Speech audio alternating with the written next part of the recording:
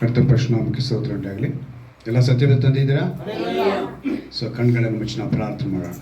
ಸ್ತೋತ್ರ ಕರ್ತನೆ, ಸ್ತೋತ್ರಪ್ಪ, ನಮ್ಮನ್ನು ಬಹಳವಾಗಿ ಪ್ರೀತಿ ಮಾಡಿ ಈ ದಿವಸ ನಿನ್ನ ವಾಕ್ಯವನ್ನು ಕೇಳುವುದಕ್ಕೆ ನಮ್ಮನ್ನು ಕೂಡಿಸಿರುವುದಕ್ಕಾಗಿ ಸ್ತೋತ್ರ ರಾಜ. ವಾಕ್ಯವನ್ನು ಕೇಳುವಂಥ ನಾವುಗಳು ನಿನ್ನ ನಾಮ ಮಹಿಮೆಯಾಗಿ ಬದುಕುವಂತೆ, ನಿನ್ನ ವಾಕ್ಯಕ್ಕಾಗಿ ಬದುಕುವಂತೆ ವಾಕ್ಯದಿಂದ ನಮ್ಮನ್ನು ಬಲಪಡಿಸಬೇಕೆಂದು ಯೇಸುವೆಂಬ ನಾಮದಲ್ಲಿ ಪ್ರಾರ್ಥಿಸ್ತೇನೆ. Hallelujah, hallelujah, hallelujah. ದೇವರು ಒಳ್ಳೆ ವಾಗ್ದಾನವನ್ನು ಕೊಟ್ಟಿದ್ರು ನಮಗೆ ಅಲ್ವಾ? ಏನಂತ ಕೊಟ್ಟಿದ್ರು? ನಿನ್ನಂತೆಯೇ ನೆರೆಯವನನ್ನು ಪ್ರೀತಿಸು ಎಂಬ ಒಂದೇ ಮಾತಿನಲ್ಲಿ ಇಡೀ ಧರ್ಮಶಾಸ್ತ್ರ ಅಂತ ಹೇಳಿ ಬರೆಯಲ್ಪಡಿದೆ.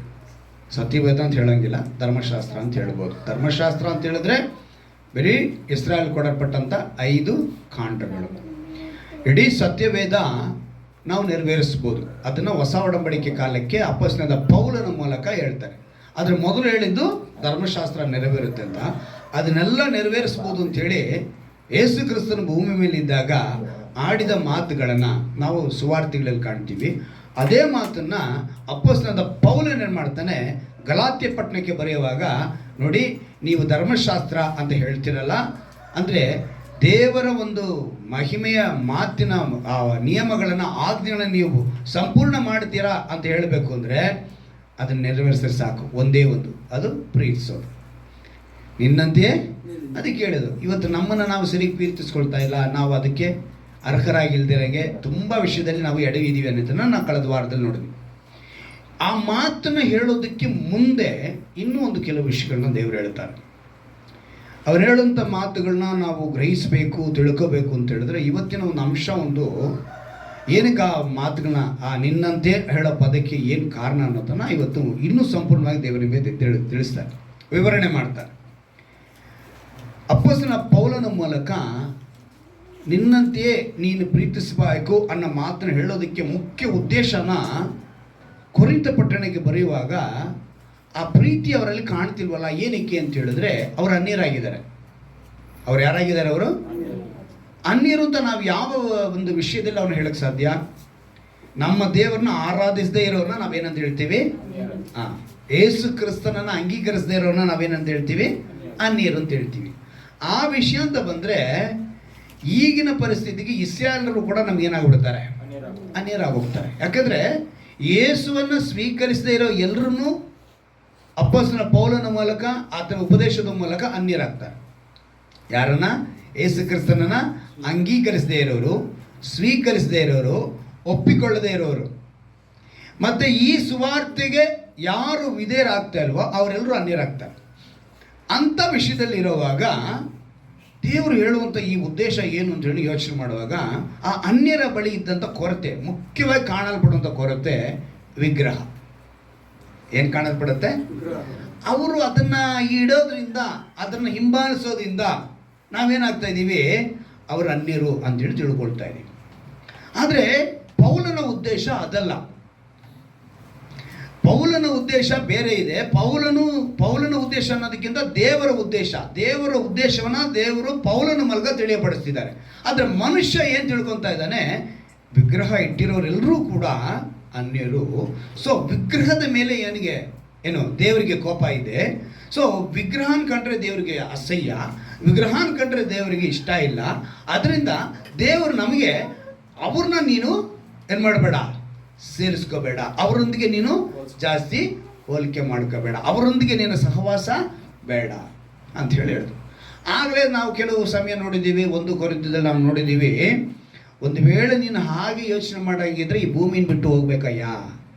ಎನ್ನ ಬಿಟ್ಟು ಹೋಗ್ಬೇಕು? ಯಾಕಂದರೆ ಆ 1 ಕೊರಿಂಥದವರಿಗೆ ಬರೆದ ಪತ್ರಿಕೆ ತೆಗೆದುಕೊಳ್ಳೋಣ.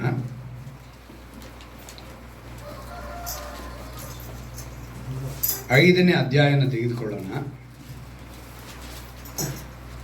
ಅದರಲ್ಲಿ 11ನೇ ವಾಕ್ಯವನ್ನು ನಾನು ಓದ್ತೀನಿ, ಗಮನ ಇಟ್ಕೊಳ್ಳಿ. 1 ಕೊರಿಂಥದವರಿಗೆ 5ನೇ ಅಧ್ಯಾಯ 11ನೇ ವಾಕ್ಯ. ಆದರೆ ಕ್ರೈಸ್ತ ಸಹೋದರನೆನಿಸಿಕೊಂಡವನು ಜಾರನಾದರೂ, ಲೋಭಿಯಾದರೂ, ವಿಗ್ರಹಾರಾಧಕನಾದರೂ, ಬೈಯುವನಾದರೂ, ಕುಡಿಕನಾದರೂ, ಸುಲುಕೊಳ್ಳುವನಾದರೂ, ಆಗಿದ್ದ ಪಕ್ಷದಲ್ಲಿ ಅವನ ಸಹವಾಸ ಮಾಡಬಾರದು, ಅಂಥವನ ಸಂಗಡ ಊಟ ಮಾಡಲು ಬಾರದು. ಅರ್ಥ ಆಯ್ತಾ? ಯಾರು ಕ್ರೈಸ್ತ ಸಹೋದರನ ಎನಿಸಿಕೊಂಡಿರೋನ ಹತ್ರ ಈ ಗುಣ ಇದೆ. ನಾವೆಲ್ಲ ಏನು ತಿಳ್ಕೊತ ಇದ್ದೀವಿ? ಅನ್ಯರು ಅಂದಿದ ತಕ್ಷಣ ಯಾರ್ಯಾರು ವಿಗ್ರಹಗಳನ್ನ ಇಟ್ಕೊಂಡಿದ್ದಾರೋ ಅವರನ್ನೆಲ್ಲ ಅದಕ್ಕೆ ಸೇರಿಸ್ತಾ ಇದ್ದೀವಿ. ಆದರೆ ಪೌಲನ ಮೂಲಕ ದೇವರು ತಿಳಿಯಪಡಿಸಿದ್ದಾನೆ ಯಾರು ಅಂತೇಳಿ ಗಮನಿಸುವಾಗ ಕ್ರೈಸ್ತನು ಅಂತ ಹೇಳಿಕೊಂಡು ಯೇಸುವಿನ ಪ್ರತಿಮೆನೇ ಇಟ್ಕೊಂಡಿದ್ದಾನೆ. ಕ್ರೈಸ್ತನು ಎಂದುಕೊಂಡು ಮರಿಯಮ್ಮಳದು, ಅನೇಕ ಶಿಷ್ಯರುಗಳದು, ಹೀಗೆ ಹಲವು ಪ್ರತಿಮೆಗಳನ್ನ ಇಟ್ಟು ಇವನೇನು ಮಾಡ್ತಿದ್ದಾನೆ? ವಿಗ್ರಹಾರಾಧನಕಾರನಾಗಿದ್ದಾನೆ. ಇಂಥವನ ಸಹವಾಸ ಮಾಡಬೇಡ ಅಂತ ಹೇಳಿದ್ರೆ ಹೊರತು ವಿಗ್ರಹದ ಮೇಲೆ ದೇವರಿಗೆ ಕೋಪ ಇಲ್ಲ.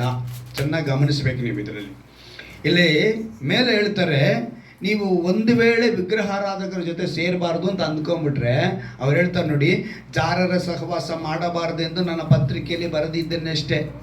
ಈ ಲೋಕದಲ್ಲಿರುವ ಜಾರರು, ಲೋಭಿಗಳು, ಸುಲುಕೊಳ್ಳುವವರು, ವಿಗ್ರಹಾರಾಧನಕಾರರು ಇವರ ಸಹವಾಸವನ್ನು ಬಿಟ್ಟು ಬಿಡಬೇಕೆಂದು ನನ್ನ ತಾತ್ಪರ್ಯವಲ್ಲ. ಅವ್ರನ್ನ ಬಿಟ್ಬಿಡಿ ಅಂತ ನನ್ನ ತಾತ್ಪರ್ಯವಲ್ಲ. ಅಂದರೆ ನಾನು ಆ ರೀತಿ ಹೇಳ್ತಾ ಇಲ್ಲ. ನಾನು ಹೇಳ್ತಾರೋ ಏನು ಅಂತ ಹೇಳಿದ್ರೆ, ಹಾಗೆ ಬಿಡಬೇಕಾದ್ರೆ ನೀವು ಈ ಲೋಕವನ್ನೇ ಬಿಟ್ಟು ಹೋಗಬೇಕು. ನಾವೇನು ಮಾಡಬೇಕು? ಈ ಲೋಕವನ್ನೇ ಬಿಟ್ಟು ಹೋಗಬೇಕು. ಅನೇಕರ ಉಪದೇಶಗಳು ಅದ. ಈ ತಮಿಳಿನಲ್ಲಿ ಒಬ್ಬರು ಇದ್ದಾರೆ, ಜಗನ್ ಅಂತ.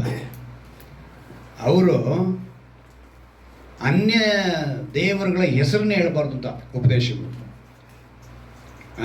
ಮೈಸೂರು ರೋಡಲ್ಲಿ ಒಂದು ಊರಿದೆ, ಬಿಡದಿಗಿಂತ ಈ ಕಡೆ, ರಾಜರಾಜೇಶ್ವರಿ ನಗರ ಅಂತ. ನಾನು ಇವಾಗ ಅದನ್ನ ಹೇಳಿದ್ರೆ ಅದು ಹೆಂಗೆ ಹೋಗ್ಲಿ ಹೇಳಪ್ಪ. ಆ ಊರಿಗೆ ಹೋಗ್ಬೇಕಂದ್ರೆ ನಾನು ಏನು ಮಾಡಬೇಕು? ಸೊ ಹಿಂಗೆಲ್ಲ ಉಪದೇಶ ಮಾಡಬಾರ್ದು. ಉಪದೇಶ ಏನು ಬೇಕಾಗಿದೆ ಅದನ್ನು ನಾವು ಸರಿಯಾಗಿ ಅರ್ಥ ಮಾಡ್ಕೋಬೇಕು. ಈಗ ದೇವರು ಹೇಳಿದ ಪೌಲನ ಮೂಲಕ ಕೊರಿಂಥ ಪಟ್ಟಣಕ್ಕೆ ಬರೆಯುವಾಗ ಅವ್ರು ಹೇಳ್ತಾರೆ ಸ್ಪಷ್ಟವಾಗಿ, ಈ ಯಾರಪ್ಪ ವಿಗ್ರಹಾರಾಧನಕರು ಅಂತೇಳಿ ನೀವು ಯೋಚನೆ ಮಾಡುವಾಗ ಕ್ರೈಸ್ತ ಸಹೋದರನಾಗಿದ್ದು ವಿಗ್ರಹಾರಾಧನೆ ಮಾಡ್ತಾನೆ ನೋಡು ಅವನು. ಯೇಸುವನ್ನು ತಿಳಿದುಕೊಂಡ ಮೇಲೂ ಕೂಡ ಅವ್ರೇನು ಮಾಡ್ತಿದ್ದಾರೆ? ಆ ಸಹವಾಸ ಮಾಡ್ತಿದ್ದಾರೆ. ಅಂಥವರು ಇಲ್ಲಿ ಗಮನಿಸಬೇಕು, ದೇವರಿಗೆ ಯಾರ ಮೇಲೆ, ಯಾವ ವಿಷಯದ ಮೇಲೆ ಕೋಪ ಇದೆ ಅಂತ. ಅಂದರೆ ವಿಗ್ರಹದ ಮೇಲೆ ಅಲ್ಲ, ವಿಗ್ರಹ ಆರಾಧಕನ ಮೇಲೆ. ಅದು ಯಾವುದೇ ಪ್ರತಿಮೆ ಇರಲಪ್ಪ, ಅದು ಯೇಸುವಿನ ಗೊಂಬೆ ಆಗಿರ್ಬೋದು, ಇವತ್ತು ಲೋಕದಲ್ಲಿರುವಂಥ ಅನೇಕ ಒಂದು ವಿಗ್ರಹಗಳಾಗಿರ್ಬೋದು, ಯಾವುದೇ ಇರ್ಬೋದು, ದೇವರಿಗೆ ಅದರ ಮೇಲೆ ಕೋಪ ಇಲ್ಲ. ಆದರೆ ಅದನ್ನು ಆರಾಧನೆ ಮಾಡುವ ಮನುಷ್ಯನ ಮೇಲೆ. ನೋಡಿ, ಜ್ಞಾನವಿಲ್ಲದವರಾಗಿದ್ದಾರೆ ಅಂತ ನಮ್ಮ ಜನ. ಎಂಥ ಜ್ಞಾನ ಅಂತೇಳಿ ಅದೇ 1 ಕೊರಿಂಥದಲ್ಲಿ 8ನೇ ಅಧ್ಯಾಯ ತೆಗೆದುಕೊಳ್ಳಿ. ನಾನು ನಿಮ್ಮೊಂದು ವಾಕ್ಯದಲ್ಲಿ ಒಂದು ಅದ್ಭುತವಾದ ಮಾತನ್ನು ಬರೆಸಿದ್ದಾರೆ ನೋಡಿ. 4ನೇ ವಾಕ್ಯ, ವಿಗ್ರಹಗಳಿಗೆ ನೈವೇದ್ಯ ಮಾಡಿದ ಪದಾರ್ಥಗಳನ್ನು ತಿನ್ನುವುದರ ವಿಷಯದಲ್ಲಿ ನಾನು ಹೇಳುವುದೇನೆಂದರೆ, ಜಗತ್ತಿನಲ್ಲಿ ವಿಗ್ರಹವು ಏನೂ ಅಲ್ಲವೆಂದು, ಏನಂತೆ? ವಿಗ್ರಹವು ಏನೂ ಅಲ್ಲವೆಂದು ಏನಂತ ಹೇಳ್ತಿದ್ದಾರೆ? ಒಬ್ಬ ದೇವರಿದ್ದಾನೆ ಹೊರತು ಬೇರೆ ದೇವರಿಲ್ಲ ಎಂಬುದನ್ನು ಬಲ್ಲೆವು. ಅಲ್ಲಿಗೆ ಅದರ ಬೆಲೆ, ಒಂದು ವಿಗ್ರಹದ ಬೆಲೆ ಏನು ಹೇಳ್ತಿರ್ತಾರೆ ದೇವರು? ಅದು ಏನು ಇಲ್ಲ, ಅದಕ್ಕೆ ಬೆಲೆನೇ ಇಲ್ಲಪ್ಪ, ಅದಕ್ಕೆ ಏನು ಶಕ್ತಿ ಇಲ್ಲ ಅಂತೇಳಿ ದೇವರು ಹೇಳಾಯ್ತು. ಹೇಳಿದವ್ರು ಯಾರು? ದೇವರು ತಾನೆ. ಹೇಳಿದ ಮೇಲೂ ವಿಗ್ರಹ ಆರಾಧಕನಾಗಬೇಡಿ ಅಂತ ಹೇಳುವಾಗ ಆವಾಗ ದೇವರಿಗೆ ಯಾರ ಮೇಲೆ ಕೋಪ ಇದೆ ಅಂತ ನಾವು ಅರ್ಥ ಮಾಡ್ಕೋಬೇಕು. ಇವಾಗ ಮನುಷ್ಯ ಏನು ಅರ್ಥ ಮಾಡ್ಕೊಳ್ತಿದ್ದಾನೆ? ಈ ಲೋಕದಲ್ಲಿ ಅನೇಕ ಹೆಸರುಗಳು ಇಟ್ಕೊಂಡಿರುವಂತಹ ದೇವರುಗಳೆಲ್ಲ ವಿಗ್ರಹ ರೂಪಗಳಲ್ಲೇ ಇರೋದು ಅಲ್ವಾ? ಇಲ್ಲಿರೋ ರೂಪಗಳಿಗೂ ನಾನು ನಿಮಗೆ ಅನೇಕ ಸರಿ ಏನು ನಮ್ಮ ಬಾಬಿಲೋನ್ ಕಾಲದಿಂದ ಹಿಡಿದು ಪಾರಸಿಯರು, ಬಾಬಿಲೋನು, ಐಗಿಪ್ತರು, ಅವರಲ್ಲಿ ಇದ್ದಂಥ ಏನೇನು ದೇವರುಗಳನ್ನ ಅನೇಕ ಸಲ ನಿಮಗೆ ಫೋಟೋಗಳು ತೋರಿಸಿದ್ದೀನಿ. ಅದೆಲ್ಲ ಆವಾಗಲೇ ಬಂದಾಯ್ತು, ಇವಾಗಿನ ಹೊಸ್ದಾಗಿ ಯಾವುದು ಬಂದಿಲ್ಲ, ಎಲ್ಲವೂ ಹಳೇದೆ, ಆಗ್ಲಿಂದನೂ ಇದೆ. ಆದರೆ ನಾವು ತಿಳ್ಕೋಬೇಕು, ಇಲ್ಲಿ ಏನಕ್ಕೆ ದೇವರು ನಿನ್ನಂತೆಯೇ ನಿನ್ನನ್ನು ಪ್ರೀತಿಸಬೇಕು ಯಾರನ್ನ? ನೆರೆಯವನನ್ನ. ಆ ಮಾತು ಹೇಳೋದಕ್ಕೆ ಕಾರಣ ಏನು? ನಾವೇನು ಮಾಡ್ತಲ್ಲ, ನಮ್ಮ ಅಕ್ಕಪಕ್ಕದಲ್ಲಿರೋನ್ನ ಈ ಒಂದು ಆ್ಯಂಗಲಲ್ಲಿ ನೋಡ್ತಾ ಇದ್ವಿ. ಏನಂತ? ಅವನು ಏನಾಗಿದ್ದಾನೆ? ವಿಗ್ರಹಾರಾಧಕನಾಗಿದ್ದಾನೆ. ಅಲ್ಲಿಗೆ ದೇವರು ಹೇಳಿಕೊಡ್ತಾರೆ, ನಿನ್ನಂತೆ ನಿನ್ನ ನೆರೆಯನ್ನು ಪ್ರೀತಿಸಬೇಕಂದ್ರೆ ಮೊದಲನೇದಾಗಿ ನಾನು ಇದರ ಅರ್ಥ ತಿಳ್ಕೋಬೇಕು.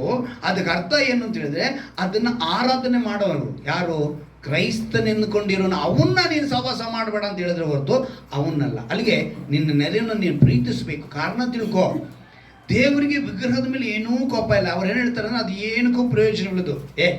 ಅದು ಬಿಸಾಕಪ್ಪ, ಸುಮ್ಮನೆ ಅದಕ್ಕೇನು ಕೆಲಸ ಇಲ್ಲ, ನಾವು ಹೇಳ್ದಂಗೆ ಅದ್ರಲ್ಲಿ ಏನೂ ನಡೆಯಲ್ಲ, ಅದಕ್ಕೆ ಶಕ್ತಿನೇ ಇಲ್ಲ ಅಂತೇಳಿ ದೇವರು ತೀರ್ಮಾನ ಮಾಡಿದ ಮೇಲೂ ಕೂಡ ಮನುಷ್ಯ ಹಿಂಗೆ ಹೋಗ್ತಿದ್ದಾನೆ.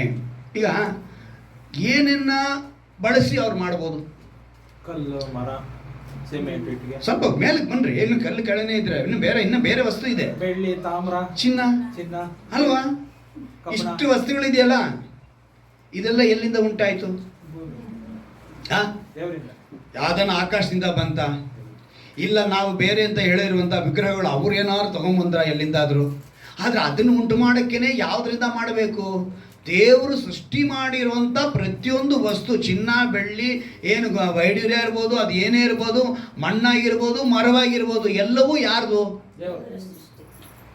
ಈಗ ಅದರ ಮೇಲೆ ಅವ್ರ ಕೋಪ ಇರಂಗಿದ್ರೆ ನನಗೆ ಅದು ಇಷ್ಟ ಆಗಲ್ಲ. ಈಗ ನಾನು ಉದಾಹರಣೆ ಹೇಳ್ತೀನಿ. ನಮ್ಮ ಮನೆಯವ್ರಿಗೆ ಹೇಳ್ತೀನಿ, ನೋಡಮ್ಮ ನನಗೆ ಈ ತರಕಾರಿ ಇಷ್ಟ ಆಗಲ್ಲ, ನೀನು ದಯವಿಟ್ಟು ಈಗ ಅವ್ರೇನು ಮಾಡ್ತಾರೆ? ಇಷ್ಟ ಇಲ್ಲ ಮಾಡ್ಬೇಡ. ದೇವ್ರು ಏನು ಮಾಡಬೇಕಿತ್ತು? ನನಗೆ ಈ ವಸ್ತುಗಳೆಲ್ಲ ಇಷ್ಟ ಇಲ್ಲ, ನಾಳೆ ಇದೆಲ್ಲ ಮಾಡಿಬಿಡ್ತಾರೆ, ಇದೆಲ್ಲ ನಾನು ಮಾಡಿ ನನಗೆ ಏನು ಮಾಡ್ತಾರೆ? ಉಲ್ಟಾ ಹೊಡಿತಾರೆ ಇವರು. ನಾನೇನು ಮಾಡಬೇಕು? ಇದನ್ನೆಲ್ಲ ಸೃಷ್ಟಿ ಮಾಡಬಾರ್ದು ಅಂತ ಹೇಳ್ಬೋದಾಗಿತ್ತ, ಮಾಡ್ಬೋದಾಗಿತ್ತ. ಆದರೆ ಅವ್ರು ಮಾಡಿದಾರಿಯೇ. ನಮ್ಮ ತಿಳುವಳಿಕೆಗೆ ಆಗಿದೆ ಎಟಕ್ತಾ ಇಲ್ಲ. ನಾವೇನು ಮಾಡ್ತಾ ಇದ್ದೀವಿ? ಸರಿ, ಏನೇ ಮಾಡಿದ್ರು ಈಗ ಈ ಭೂಮಿ ಮೇಲಿರೋ ಎಲ್ಲವೂ, ಅದಕ್ಕೆ ಕೆಳಗಡೆ ವಾಕ್ಯ ನೋಡಿ, 6ನೇ ವಾಕ್ಯ ಹೇಳ್ತಾರೆ, ನಮಗಾದರೂ ಒಬ್ಬನೇ ದೇವರಿದ್ದಾನೆ, ಆತನು ತಂದೆ ಎಂಬ ಆತನೇ, ಆತನು ಸಮಸ್ತಕ್ಕೂ ಮೂಲ ಕಾರಣ. ಏನಂತೆ? ಈ ಪದ ಎಷ್ಟು ಸಲ ರಹಸ್ಯ ಅಂತ ಹೇಳಿದ್ರೆ 1 ವರ್ಷ ಆದರೂ ಎಕ್ಸ್ಪ್ಲೇನ್ ಮಾಡ್ಬೋದು. 1 ವರ್ಷ 365 ದಿವಸ ಬೇಕಿದ್ರೆ ನಾನು ಇದಕ್ಕೆ ವಾಕ್ಯ ಕೊಡ್ತೀನಿ. ಅಷ್ಟು ದೊಡ್ಡ ಸತ್ಯ ಇದೆ. ಸಮಸ್ತಕ್ಕೂ ಅಂತ ಹೇಳಿದ್ರು. ಭೂಮಿ ಮೇಲಿರುವಂಥ ಪ್ರತಿಯೊಬ್ಬರು, ಇವತ್ತು ನೀನು ನಾನು ಇಲ್ಲಿ ಕುಳಿತಿರೋ 4 ಗೋಡೆ ಕಟ್ಟಬೇಕಾದ್ರೆ ಆಲ ಬ್ಲಾಕ್ ಬೇಕು ಅಂದ್ರೂ ಕೂಡ, ಸಿಮೆಂಟ್ ಬೇಕು ಅಂದ್ರೂ ಕೂಡ, ಎಲ್ಲದಕ್ಕೂ ಕೂಡ ಸಮಸ್ತಕ್ಕೂ ಮೂಲ ಕಾರಣನು ಆತನಾಗಿದ್ದಾನೆ. ಹಲ್ಲೆಲೂಯ. ಸಮಸ್ತಕ್ಕೂ ಅಂತ ಹೇಳಿದ್ಮೇಲೆ ಭೂಮಿ ಮೇಲೆ ಏನೇನಿದೆಯೋ ಅದು ಎಂಥದ್ದಾಗಿರಲಿ, ಎಲ್ಲದಕ್ಕೂ ಕಾರಣನು ಯಾರು? ಈ ನಂಬಿಕೆ ನಿನಗಿದ್ರೆ ಸರಿ. ಇಲ್ಲ ನನ್ನ ನಾಲೆಜಲ್ಲಿ ಬಂತು, ನಾನು ಕಷ್ಟಪಟ್ಟಿದ್ದಕ್ಕೆ ಬಂತು, ನಾನು ಪ್ರಯತ್ನ ಮಾಡಿದ್ದಕ್ಕೆ ಬಂತು, ನಾನು ಅಲ್ಲಿ ಹೋಗಿದ್ದೆ, ನಾನು ಇಲ್ಲಿ ಹೋಗಿದ್ದೆ, ನಾನು ಉಪವಾಸ ಮಾಡಿದೆ, ನಾನು ವ್ರತ ಕೂತ್ಕೊಂಡೆ, ನಾನು ಈ ಥರ ತ್ಯಾಗ ಮಾಡಿದೆ, ಹೇಳೋ ಹಾಗೆ ಇಲ್ಲ. ಎಲ್ಲದಕ್ಕೂ ಕಾರಣನ ಯಾರು? ದೇವರು. ಹಲ್ಲೆಲೂಯಾ. ಹೇಳ್ತಾರೆ ನೋಡಿ, ನಾವು ಆತನಿಗಾಗಿ ಉಂಟಾದೇವಪ್ಪ. ನಾವು ಯಾರಿಗಾಗಿ ಉಂಟಾಗಿದ್ದೀವಿ? ಅವ್ರಿಗಾಗಿ ಉಂಟಾಗಿದ್ದೀವಿ. ನಮ್ಮನ್ನ ಅವ್ರು ಉಂಟು ಮಾಡಿಕೊಂಡು ಅವ್ರಿಗೋಸ್ಕರ. ಈಗ ನಾವು ನಮಗೋಸ್ಕರ ಓಡಾಡೋದಕ್ಕೆ ಏನೇನು ಉಂಟು ಮಾಡ್ಕೊಂಡಿದ್ದೀವಿ? ಗಾಡಿ, ಸೈಕಲ್, ಕಾರು, ಬಸ್ಸು. ಅದು ನಾವು ತಾನೇ ಮಾಡ್ಕೊಂಡಿರೋದು, ನಮಗೆ ತಾನೇ ಅದು ಗೊತ್ತು ಅಲ್ವಾ? ನಾವು ವಾಸ ಮಾಡೋದಕ್ಕೆ ಮನೆಗಳನ್ನ ಡಿಸೈನ್ ಕಟ್ಕೊಳ್ತೀವಿ, ನಾವು ತಾನೇ ಕಟ್ಕೊಳ್ತಾ ಇದ್ದೀವಿ. ಇದೆಲ್ಲ ನಾವು ಮಾಡ್ಕೊಂಡಿರೋ ಹಾಗೆ ದೇವರಿಗೋಸ್ಕರ ನಮ್ಮನ್ನ ಅವ್ರು ಉಂಟು ಮಾಡ್ಕೊಂಡಿದ್ದಾರೆ. ಉಂಟು ಮಾಡಿ ಅವ್ರು ಹೇಳ್ತಾರೆ, ಮತ್ತು ನಮಗೆ ಒಬ್ಬನೇ ಕರ್ತ. ಯಾರು? ಒಬ್ಬನೇ ಕರ್ತ. ಅದು ಯಾರು ಅಂತ ಹೇಳಲು ಬರ್ಬಿಟ್ಟಿದೆ? ಅದು ಯೇಸು ಕ್ರಿಸ್ತನೇ. ಅವ್ರು ಹೇಳ್ತಾರೆ, ಆತನ ಮುಖಾಂತರ ಸಮಸ್ತವು ಉಂಟಾಯಿತು. ಹಲ್ಲೆಲೂಯಾ. ಸಮಸ್ತವು ಆತನ ಮುಖಾಂತರನೇ ಉಂಟಾಗೋಯ್ತು. ಯೇಸು ಕ್ರಿಸ್ತನ ಮೂಲಕ ಉಂಟಾಯಿತು. ನಾವು ಆತನ ಮುಖಾಂತರ ಉಂಟಾದೆವು. ಇಷ್ಟು ವಿಷಯ ನಮಗೆ ಗೊತ್ತಿದ್ರೂ ಕೂಡ ನಮ್ಮ ಜನಕ್ಕೆ ಅರಿವಿಲ್ಲ, ಜ್ಞಾನ ಇಲ್ಲ. ಈ ಜ್ಞಾನ ಇಲ್ಲದೆ ಇರೋದ್ರಿಂದ ಇವರೇನು ಮಾಡ್ತಿದ್ದಾರೆ ಅಂದರೆ, ದೇವರಿಗೆ ತನ್ನ ಸೃಷ್ಟಿ ಏನೆಲ್ಲ ಪ್ರಯೋಜನ ಪಡುತ್ತೆ. ಮನುಷ್ಯನಿಗೆ ಚಿನ್ನ ಬೇಕಾಗಿದೆ, ಬೆಳ್ಳಿ ಬೇಕಾಗಿದೆ, ಅವನಿಗೆಲ್ಲವೂ ಬೇಕು. ಒಂದು ಮರ ಬೇಕು, ಹಣ್ಣು ಬೇಕು, ತರಕಾರಿ ಬೇಕು, ಎಲ್ಲವೂ ಬೇಕು. ಈ ಮರದಿಂದ ನಾಳೆ ಪೇಪರ್ ತಯಾರು ಮಾಡ್ತಾನೆ, ಈ ಮರದಿಂದ ಅವನು ನಾಳೆ ಏನೆಲ್ಲ ಮಾಡ್ತಾನೆ ಅಲ್ವಾ? ಬಟ್ಟೆಗೆ ಏನು ಬೇಕು? ಬಟ್ಟೆ ತಯಾರು ಮಾಡೋಕ್ಕೆ ಸೊ ಅವನಿಗೆ ಏನೆಲ್ಲ ಬೇಕು, ಪ್ರಾಣಿಗಳನ್ನ ಉಂಟು ಮಾಡಿದ್ರು. ಚಿಕ್ಕ ಪ್ರಾಣಿ ದೊಡ್ಡ ಪ್ರಾಣಿ ತಿಂತಾರೆ, ಆ ಪ್ರಾಣಿನ ಇನ್ನೊಂದು ತಿನ್ನುತ್ತೆ ಅಲ್ವಾ. ಆ ಪ್ರಾಣಿ ಗಿಡ ಮರ ತಿಂತಾ ಇದೆ. ನಿಮಗೆಲ್ಲ ಈಗ ಈ ಮೂವಿ ಬಂತಲ್ಲ, ಇಂಗ್ಲೀಷ್ ಮೂವಿಗಳು ಗೊತ್ತಾ, ಡೈನಾಸರ್ಗಳು, ಆಮೇಲೆ ಅದೇನೋ ಗಾಡ್ಸಿಲ್ಲಾಗಳು ಅಂತೆಲ್ಲ ನೋಡಿ. ಆ ಪ್ರಾಣಿಗಳೆಲ್ಲ ತಿಂದಕ್ಕೆ ನಿಂತ್ಕೊಂಡು ಅಂತ ಹೇಳಿದ್ರೆ ಕಾಡೇ ಹೊಟ್ಟೋಗ್ತವೆ. ಸಂತತಿನ ಕಡಿಮೆ ಮಾಡಿದ್ರು, ಒಂದು ಸಂತತಿನ ಅಳಿಸಿದ್ರು, ಇನ್ನೊಂದು ಸಂತತಿನ ಇಟ್ಟರು. ಆಯಿತಾ? ಬರೀ ಸಿಂಹನೇ ಇಟ್ಟರೆ ಅದಕ್ಕೆ ಆಹಾರ ಏನು ಬೇಕು? ಚಿಕ್ಕ ಪ್ರಾಣಿ ಬೇಕು. ಚಿಕ್ಕ ಪ್ರಾಣಿ ಬೇಕು ಅಂದರೆ ಅದಕ್ಕೆ ಆಹಾರ ಏನು ಬೇಕು? ಹುಲ್ಲು ಬೇಕು. ಹುಲ್ಲು ತಿನ್ನೋ ಪ್ರಾಣಿ ಹುಲ್ಲಿಗೆ ಇಟ್ಟರು, ಮಾಂಸ ತಿನ್ನೋ ಪ್ರಾಣಿ ಮಾಂಸನ ಇಟ್ಟರು. ಬ್ಯಾಲೆನ್ಸ್ ಮಾಡ್ತಾ ಇದ್ರೆ ಅದು ಇದನ್ನು ತಿಂದರೆ, ಇಲ್ಲಾಂದ್ರೆ ಬರೀ ಹುಲ್ಲೇ ಬೆಳೀತಾ ಇದ್ರೆ ನಮ್ಗೆ ಏನಾಗುತ್ತೆ? ಅದನ್ನ ತಿನ್ನಕ್ಕೆ ಏನಾದ್ರು ಬೇಕಲ್ಲ, ಹುಲ್ಲು ತಿನ್ನಕ್ಕೆ. ಅದಕ್ಕೇನು ಬೇಕು? ಅದು ಸರಿ. ಇವು ತಿಂದು ಕೊಬ್ಬು ಹಿಡಿದುಕೊಂಡು ಹೋಗ್ತಾ ಇದ್ರೆ ಇವಾಗ ಏನು ಮಾಡ್ತೇವೆ? ಇವನ್ ತಿನ್ನಕ್ಕೆ ಇನ್ನೊಂದು ಬೇಕು.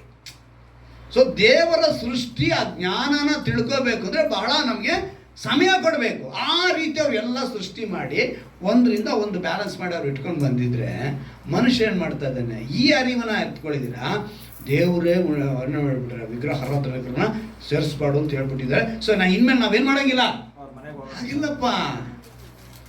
ನಮ್ಮ ಸುತ್ತಮುತ್ತ ಯಾರ್ಯಾರು ಇದ್ದಾರೆ, ಅಕ್ಕ ತಮ್ಮಂದ್ರು ಇದ್ದಂಗೆ ನಾವು ಬದುಕಬೇಕು, ಅಣ್ಣ ತಮ್ಮಂದ್ರು ಇದ್ದಂಗೆ ಬದುಕಬೇಕು. ನಮ್ಮ ಸುತ್ತಲಿರೋರು ನೆರೆಯವರು ಅಂತ ಹೇಳಿದ್ರೆ ಅಕ್ಕಪಕ್ಕದವ್ರು ತಾನೇ. ಈಗ ನಿಮ್ಗೆ ಇನ್ನೂ ಅರ್ಥ ಆಗಬೇಕು ಅಂದರೆ, ಕೆಲವು ಸಮಯ ನಮ್ಮ ಜಾನ್ ಪ್ರಭು ಆ ಶೆಡ್ಡಲ್ಲಿ ಇದ್ದಾಗ ಕೆಳಗಡೆ ಎಲ್ಲ ತೆಗೊಂತ ಮಣ್ಣನ್ನು ಎತ್ಕೊಂಡು ಸ್ಟಾರ್ಟಿಂಗಲ್ಲಿ ಏನು ಮಾಡ್ದ? ತಿಂದಿದ್ದಕ್ಕೆ ಇವಾಗ ಮಣ್ಣಿನ ಮೇಲೆ ನಿಮಗೆ ಕೋಪನ, ಜಾನ್ ಮೇಲೆ ಕೋಪನ? ಯಾರ ಮೇಲೆ ಕೋಪ? ಯಾಕೆ? ಮಣ್ಣಿನ ಮೇಲೆ ತಾನು ನಿಮ್ಗೆ ಕೋಪ ಮಾಡ್ಕೋಬೇಕು. ಆದರೆ ಯಾರ ಮೇಲೆ ಕೋಪ ಬಂತು? ಜಾನ್ಗೆ ಏನು ಹೇಳ್ತೀವಿ ನಾವು? ತಿನ್ನಬೇಡ. ನಮ್ಮ ಮಕ್ಕಳು ನಾವೇನು ಹೇಳ್ತೀವಿ? ಮಣ್ಣು ತಿನ್ನಬೇಡ, ಅದು ಗಲೀಜು, ಅದು ತಿನ್ನಬಾರ್ದು.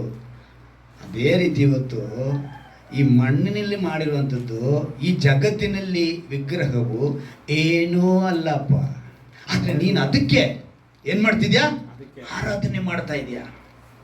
ನೋಡಿ, ದೇವರಿಗೆ ಆ ಥರ ಅಸಹ್ಯ ಆಗಿತ್ತು, ಕೋಪ ಇತ್ತು, ದ್ವೇಷ ಇತ್ತು, ಒಂದನ್ನು ಉಂಟು ಮಾಡಿದ್ರೆ ಎಲ್ಲನೂ ಸೈಲೆಂಟಾಗಿ ಇಟ್ಬಿಟ್ಟಿರೋರು, ಬೇಕಾಗೇ ಇಲ್ಲ ಅಂತೇಳಿ ಬಿಟ್ಟಿರೋರು. ಆದರೆ ಅವ್ರು ಮಾಡಲಿಲ್ಲ, ಅವರ ಅವಶ್ಯಕತೆ ಇದೆ. ರೋಮಾಪುರದವರಿಗೆ 1ನೇ ಅಧ್ಯಾಯ ತೆಗೆದುಕೊಳ್ಳಿ, ಅಲ್ಲೊಂದು ಕೆಲವು ವಿಷಯಗಳನ್ನ ದೇವರು ಬರೆಸಿದ್ದಾರೆ.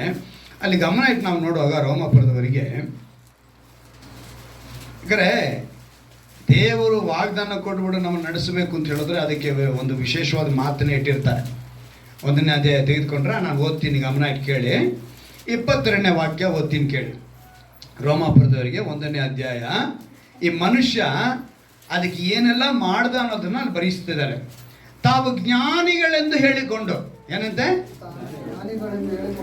ಇವತ್ತು ದೊಡ್ಡ ದೊಡ್ಡ ಪೋಸ್ಟಲ್ಲಿ ಇದ್ದಾರೆ, CO, COO, CEO ಅಂತ ದೊಡ್ಡ ದೊಡ್ಡ ಪೋಸ್ಟ್ಗಳು. ಅವ್ರಿಗೆ ಸಂಬಳಗಳೇ ಲಕ್ಷಗಟ್ಟಲೆ, ಕೋಟಿಗಟ್ಟಲೆ ಇದೆ.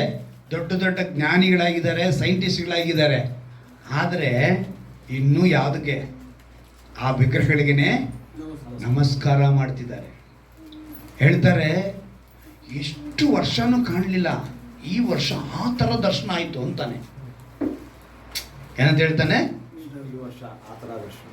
ನನಗಂತೂ ಕಲ್ಲಲ್ಲಿ ಏನಯ್ಯ ಕಂಡೆ ದರ್ಶನ,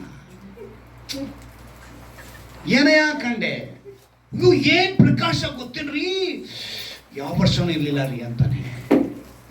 ನಮಗೇನು ಅನ್ನಿಸ್ಬೇಕು? ನಿತ್ಯ ಪ್ರಕಾಶವು ಈ ಸೂರ್ಯನನ್ನ, ಚಂದ್ರನ ಉಂಟು ಮಾಡಿರುವ, ನಕ್ಷತ್ರನ ಉಂಟು ಮಾಡಿರುವ, ಈ ಭೂಮಿ ಆಕಾಶವನ್ನು ಉಂಟು ಮಾಡಿರುವ ಸರ್ವಶಕ್ತನ ಪ್ರಕಾಶಕ್ಕಿಂತ ಅದನ್ನು ಅರಿತಂತ ನಾವು ಜ್ಞಾನಿಗಳಾಗಿರ್ಬೇಕು. ಆದರೆ ಈ ಮನುಷ್ಯ ಏನು ಮಾಡ್ಬಿಟ್ಟಂತೆ, ಜ್ಞಾನಿಗಳಂತ ಹೇಳಿಕೊಂಡು ಹುಚ್ಚರಾದರು. ಲಯವಿಲ್ಲದ ದೇವರ ಮಹಿಮೆಯನ್ನು ಬಿಟ್ಟು ಅದಕ್ಕೆ ಬದಲಾಗಿ ಲಯವಾಗುವ ಮನುಷ್ಯ.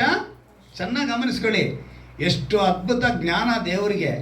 ಏನೆಲ್ಲ ನಮ್ಮ ಜನ ಮುಂದೆ ಮಾಡ್ತಾರೆ ಅಂತೇಳಿ ಅವತ್ತೇ ಬರೆಸಿದ್ದಾರೆ. ಏನಂತ? ಮನುಷ್ಯ, ಪಶು, ಪಕ್ಷಿ, ಸರ್ಪಾದಿಗಳ ಮೂರ್ತಿಯನ್ನು ಮಾಡಿಕೊಂಡರು. ಯಾರು ಮಾಡಿಕೊಂಡಿದ್ದು?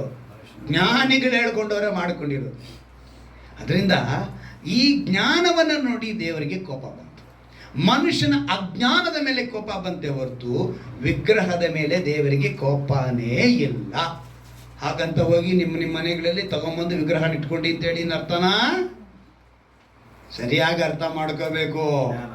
ಈಗಲೇ ಹೋಗಿ ನಾನು ಯೇಸುವಿನ ಬೊಮ್ಮೆ ತೊಗೊಂಡ್ಬರ್ತೀನಿ, ಈಗಲೇ ಹೋಗಿ ಮರಿಯಮ್ಮನ ಬೊಮ್ಮೆ ತೊಗೊಂಡ್ಬರ್ತೀನಿ, ನಾನು ಮನೆಗೆ ಇಟ್ಕೊಳ್ತೀನಿ, ಆದರೆ ನಾನು ಪೂಜೆ ಮಾಡಲ್ಲ ಅಂತ ಹೇಳಿದ್ನ ನಾನು? ಹಾಗಲ್ಲ. ನಾನು ಹೇಳಿದಲ್ಲ, ದೇವರ ವಾಕ್ಯ ಹೇಳ್ತಾರದು.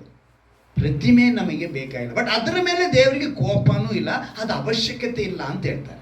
ಹಲ್ಲೆಲೂಯಾ. ವಾಕ್ಯವಾಗಿದ್ದಾರೆ ನಮ್ಮ ದೇವರು ಅಲ್ವಾ? ವಾಕ್ಯವಾಗಿರುವ ದೇವರ ಬಳಿ ನಾವು ಬಂದಿದ್ದೇವೆ ಅಲ್ವಾ? ವಿಗ್ರಹ ಎಂದಾಗ ಅದು ಯಾವುದೇ ಆದರೂ ಸರಿ, ಯೇಸುವುದಾದರೂ ಸರಿ, ಅನ್ಯದಾದರೂ ಸರಿ, ಒಂದೇ. ಅದರಲ್ಲಿ ಏನು ಪ್ರಯೋಜನ ಇಲ್ಲ. ಈ ತಿಂಗಳು ವಾಗ್ದಾನದಂತೆ ದೇವರು ನಮಗೆ ಆಜ್ಞೆ ಕೊಟ್ಟು ಅದನ್ನು ನಡೆಸ್ಕೊಂಡು ಆ ಒಂದು ಏನಕ್ಕೆ ಇದನ್ನ ವಿಗ್ರಹದ ಬಗ್ಗೆ ಅವರು ಅಷ್ಟೊಂದು ವೈರಾಗ್ಯವಾಗಿ ಆರಾಧಕರಾಗಬೇಡಿ ಅಂತೇಳಿ ಹೇಳಿದ್ರು ಅಂತ ಹೇಳಿದ್ರೆ, ನಮಗೆಲ್ಲ ಗೊತ್ತಿರೋ ವಾಕ್ಯ. ಅದು ಧರ್ಮೋಪದೇಶ ಕಾಂಡದಲ್ಲಿ ಬರೆಸಿದ್ದಾರೆ, ವಿಮೋಚನ ಕಾಂಡದಲ್ಲಿ ಬರೆಸಿದ್ದಾರೆ, ಮತ್ತಾಯನಲ್ಲಿ ಬರೆಸಿದ್ದಾರೆ, ಮಾರ್ಕ್ನಲ್ಲಿ ಬರೆಸಿದ್ದಾರೆ, ಲೂಕನಲ್ಲೂ ಬರೆಸಿದ್ದಾರೆ. ಮತ್ತಾಯನಲ್ಲಿ ನಾನು ಓದಿಸ್ತೀನಿ, ಯಾಕಂದರೆ ಹೊಸ ಒಡಂಬಡಿಕೆ ಕಾಲಕ್ಕೆ ನಾವು ಅನುಯಾಯಿಗಳು, ಹಿಂಬಾಲಕರಲ್ವಾ. ಮತ್ತಾಯನ ಬರೆಸುವಾರ್ತೆ 22ನೇ ಅಧ್ಯಾಯ. ಮತ್ತಾಯನ ಬರೆಸುವಾರ್ತೆ 22ನೇ ಅಧ್ಯಾಯ. ಅದರಲ್ಲಿ ನಾವು ಏನಕ್ಕೆ ನಿನ್ನಂತೆಯೇ ನಿನ್ನ ನೆರೆಯವನನ್ನು ಪ್ರೀತಿಸಬೇಕೆಂಬ ಒಂದೇ ಮಾತಿನಲ್ಲಿ ಏನಂತೆ ಧರ್ಮಶಾಸ್ತ್ರವೆಲ್ಲ ಅಡಕವಾಗಿದೆ ಅಂತ ಹೇಳುವುದಕ್ಕೆ ಕಾರಣವಾಗಿ ಅದಕ್ಕೆ ಮುಂದೆ ಒಂದು ದೊಡ್ಡ ಆಜ್ಞೆ ಇದೆ, ಒಂದು ಪ್ರಧಾನವಾದ ಆಜ್ಞೆ ಇದೆ. 37ನೇ ವಾಕ್ಯವನ್ನು ಗಮನಿಸುವಾಗ, ನಿನ್ನ ದೇವರಾಗಿರುವ ಕರ್ತನನ್ನು ಪೂರ್ಣ ಹೃದಯ. ಬಹಳ ಆಸೆ, ಸಂತೋಷಪಟ್ಟೆ. ನಾನು ಬಂದು ಆರಾಧನೆ ಆರಂಭಿಸಿದಾಗ ಒಂದು ಹಾಡು ಹೇಳಿದೆ, ನಾನು ಪ್ರಾರ್ಥನೆ ಮಾಡುವಾಗ ಅಂತ. ನಾನು ಖಂಡಿತವಾಗ್ಲೂ ನನ್ನ ಮಗನೂ ಕೇಳಲಿಲ್ಲ, ಮೂರ್ತಿನೂ ಕೇಳಲಿಲ್ಲ. ಆದರೆ ಇವತ್ತು ಅದೇ ಹಾಡು, ಮೊದಲನೇ ಹಾಡು. ಎರಡನೇ ಹಾಡು, ನನ್ನ ವರ್ಷಿಪ್ಗೆ ನಾನು ಪ್ರೀತಿಸುವೆ ಇನ್ನೂ ಹೆಚ್ಚಾಗಿ ಅಂತ ನನ್ನ ಮನಸ್ಸಿನಾಗ ನಾನು ಅಂದ್ಕೊಂಡು ಬಂದಿದ್ದೆ. ನೋಡಿದ್ರೆ ಅದನ್ನು ಅವನೇ ಹಾಡ್ದ. ಅಂದರೆ ದೇವರು ತಾನು ಬಯಸುವುದನ್ನು ತನ್ನ ಮಕ್ಕಳ ಮೂಲಕ ಏನು ಮಾಡ್ತಾರೆ? ನೆರವೇರಿಸ್ತಾರೆ. ಒಂದು ಹಾಡಾಗಿರ್ಬೋದು, ಒಂದು ವಿಷಯ ಆಗಿರ್ಬೋದು, ಒಂದು ನಮಗೆ ಘಟನೆ ಆಗಿರ್ಬೋದು, ಎಲ್ಲವೂ ಕೂಡ ತನ್ನ ಮಕ್ಕಳ ಮೂಲಕ ಅವ್ರು ನೆರವೇರಿಸ್ಕೊಂಡು ಹೋಗ್ತಾರೆ. ಆ ಒಂದು ಐಕ್ಯತೆ ಸಂಬಂಧ ದೇವರು ಈ ಸೂಲಿಬೆಲೆ ಗ್ರಾಮದಿಂದ ಈ ವಿಶ್ವಾಸಿಗಳೊಂದಿಗೂ ಈ ಸೇವಕರೊಂದಿಗೆ ಇಟ್ಟಿದ್ದಾರೆ. ಹಲ್ಲೆಲೂಯಾ. ಇದ ನಂಬಿಕೆನ ನಾವು ಇರಬೇಕು, ಈ ನಂಬಿಕೆ ನಾವು ಬೆಳಿಬೇಕು, ಇದರಲ್ಲಿ ಅಭಿವೃದ್ಧಿ ಹೊಂದಬೇಕು. ಈ ಒಂದು ಆಲಯದಲ್ಲಿ ನನಗೆ ಆ ತೃಪ್ತಿ ಸಿಗಲಿ ಅಂತ ನೀವು ಕೇಳಬೇಕು, ಸೌಭಾಗ್ಯ ಸಿಗಲಿ ಅಂತ ಕೇಳಬೇಕು. ಹಲ್ಲೆಲೂಯಾ. ಈ ರೀತಿ ಕೇಳುವಾಗ ನೋಡಿ, ಆ ಗಮನಿಸಿದ ವಾಕ್ಯದಲ್ಲಿ ಪೂರ್ಣ ಹೃದಯ, ನಿನ್ನ ಪೂರ್ಣ ಪ್ರಾಣ, ನಿನ್ನ ಪೂರ್ಣ ಬುದ್ಧಿ ಪ್ರೀತಿಸಬೇಕು. ಈ ಪೂರ್ಣ ಅನ್ನೋದನ್ನೇ ಅವ್ರನ್ನ ಆರಾಧನೆ ಮಾಡಿಬಿಡಿ. ಅಂದರೆ ಸಂಪೂರ್ಣವಾಗಿ ನೀವು ನನ್ನನ್ನು ಪ್ರೀತಿ ಮಾಡಿ. ನೀವು ಅದನ್ನು ಮಾಡಿದ್ರೆ ಆ ಪೂರ್ಣ ನಿಮ್ಮ ಹತ್ರ ಇಲ್ಲ. ಸೊ ನೀನು ಅದನ್ನು ಮಾಡಬೇಕು ಅಂತ ಹೇಳಿದ್ರೆ, ಇದಕ್ಕೆ ಸಮಾನವಾದದ್ದು ಏನು ಅಂತ ಹೇಳಿದ್ರೆ, ನಿನ್ನಂತೆ ನೀನು ನೆರೆಯನನ್ನು ಪ್ರೀತಿಸಬೇಕು. ನಿನ್ನಂತೆ ನೀನು ನೆರೆಯನ್ನು ಪ್ರೀತಿಸಬೇಕಾದ್ರೆ ಮೊದಲು ನಿನ್ನನ್ನು ಪ್ರೀತಿಸು. ನಿನ್ನನ್ನೇ ಪ್ರೀತಿಸಬೇಕು ಅಂದರೆ ರೋಮಾಪುರ 12ನೇ ಅಧ್ಯಾಯದಲ್ಲಿ 1ನೇ ವಾಕ್ಯದಲ್ಲಿ ಹೇಳಿದ್ರೆ, ನಿನ್ನ ದೇಹವು ದೇವರಿಗೆ ಸಜೀವ ಯಜ್ಞವಾಗಿ ಬರಬೇಕು. ರಿಂಗ ಹೊಸ ಎಲ್ಲ ಮಾಡಬಾರ್ದು. ಯಾರು ಹೋಗ್ಬಿಟ್ಟು ನನ್ನ ಗ್ಲಾಸ್ ಕಲರ್ ಇದೆ, ನಾನು ರಿಂಗ್ ಬಿಡ್ತೀನಿ, ಇವೆಲ್ಲ ಯಾವುದೂ ಏನು ಮಾಡಬಾರ್ದು. ಎಲ್ಲಡಿಕೆ ನಾನು ನಿಮಗೆ ಊಟ ಆದಮೇಲೆ ಜೀರ್ಣಕ್ಕೆ ಕೊಟ್ಟಿದ್ದೀನಿ, ಅದ್ರ ಜೊತೆ ನೀವು ಕಡ್ಡಿ ಪುಡಿ, ಹೊಗೆ ಸೊಪ್ಪು ಇದೆಲ್ಲ ಹಾಕೋಬೇಡಿ. ಅರ್ಥ ಆಯ್ತಾ? ಏನೆಲ್ಲ ಕೊಟ್ಟಿದ್ದಾರೆ ಇದನ್ನ ಅರ್ಥ ಮಾಡ್ಕೊಂಡ್ಬಿಟ್ರೆ ದೇವರೇನು ಮಾಡ್ತಾರೆ? ಸಂತೋಷವಾಗಿ ನಮ್ಮನ್ನು ನಡೆಸ್ಕೊಂಡು ಹೋಗ್ತಾರೆ. ಆದರೆ ನಾವೇನು ಮಾಡ್ತೀವಿ? ನಮ್ಮ ದೇಹನ ಏನು ಮಣ್ಣಿಗೆ ಮಣ್ಣಾಗಿ ಹೋಗುವಂಥ ದೇಹ. ದೇವರು ಕೇಳ್ತಿರೋದೇನು? ಸಜೀವ ಯಜ್ಞ. ಸೊ ನಿನ್ನನ್ನು ನೀನು ಮೊದಲನೇದಾಗಿ ಸರಿಯಾಗಿ ಪ್ರೀತಿ ಮಾಡಿದ್ರೆ, ನಿನ್ನನ್ನು ನೀನು ಪ್ರೀತಿ ಮಾಡಬೇಕು ಅಂದರೆ ನೀನು ದೇವ್ರನ್ನ ಏನು ಮಾಡಬೇಕು? ಮೊದಲನೇದಾಗಿ ಪೂರ್ಣ ಹೃದಯದಿಂದ, ಪೂರ್ಣ ಶಕ್ತಿಯಿಂದ, ಪೂರ್ಣ ಬುದ್ಧಿಯಿಂದ. ಅಂದರೆ ದೇವರ ಮಾತಿಗೆ ನೀವು ಇದೇನಾಗಬೇಕು. ದೇವರ ಮಾತಿಗೆ ನೀನು ಇದೇನಾದರೆ ನಿನ್ನ ಹತ್ರ ದುರಭ್ಯಾಸ ಬರಲ್ಲ, ದುಶ್ಚಟ ಬರಲ್ಲ, ದುಷ್ಕೃತ್ಯ ಬರಲ್ಲ. ಅವಾಗ ದುಷ್ಕೃತ್ಯ ಬರದೇ ಇರುವಾಗ ನಿನ್ನನ್ನು ನೀನು ಪ್ರೀತಿಸ್ಕೊಂಡಂಗೆ. ನೀನು ಪ್ರೀತಿಸ್ಕೊಂಡ ಮೇಲೆ ನೀನೇನು ಮಾಡ್ತೀಯ? ಧರ್ಮಶಾಸ್ತ್ರವನ್ನು ನೆರವೇರಿಸ್ತೀಯ. ಎಲ್ಲಿಂದ ಎಲ್ಲಿಗೆ ದೇವರು ಲಿಂಕ್ನ ಇಟ್ಕೊಂಡು ಹೋಗಿದ್ದಾರೆ ನೋಡಿ. ಆ ರೀತಿಯಾಗಿ ದೇವರು ಅದನ್ನು ತಗೊಂಡೋಗಿ ನಾವು ಗಮನಿಸಬೇಕು. ಪೂರ್ಣ ಅಂತ ಹೇಳಿದ್ಮೇಲೆ ಇದೆ ನಮಗೆ. ಈಗ ನಮ್ಮ ಇಸ್ರಾಯೇಲರು ಮಾಡಿದ ತಪ್ಪು ಏನು ಅಂತೇಳಿ ನಿಮ್ಗೆ ತಿಳಿಸ್ತೀನಿ, ನಡೆಸ್ಕೊಳ್ಳಿ. ಯಾಕಂತ ಹೇಳಿದ್ರೆ ಅವರು ಹೇಗೆ ದೇವ್ರನ್ನ ಕೋಪ ಮಾಡಿಸಿದ್ರು, ಅದನ್ನು ಹೇಗೆ ಹಳೆ ಒಡಂಬಡಿಕೆಯಿಂದ ಹೊಸ ಒಡಂಬಡಿಕೆ ದೇವರು ತೊಗೊಂಬಂದು ನಮಗೆ ತೋರಿಸಿದ್ರು ಅಂತೇಳಿ ನಾವು 2-3 ವಾಕ್ಯಗಳಿಂದ ನಾವು ಗಮನಿಸ್ತೀವಿ. ಇಸ್ರಾಯೇಲ್ ಮಾಡಿದ ತಪ್ಪು ಏನು ಅಂತ ಹೇಳ್ತೀನಿ. ವಿಮೋಚನೆ ಕಾಂಡ ತೆಗೆದುಕೊಳ್ಳಿ. ವಿಮೋಚನೆ ಕಾಂಡ 32ನೇ ಅಧ್ಯಾಯ.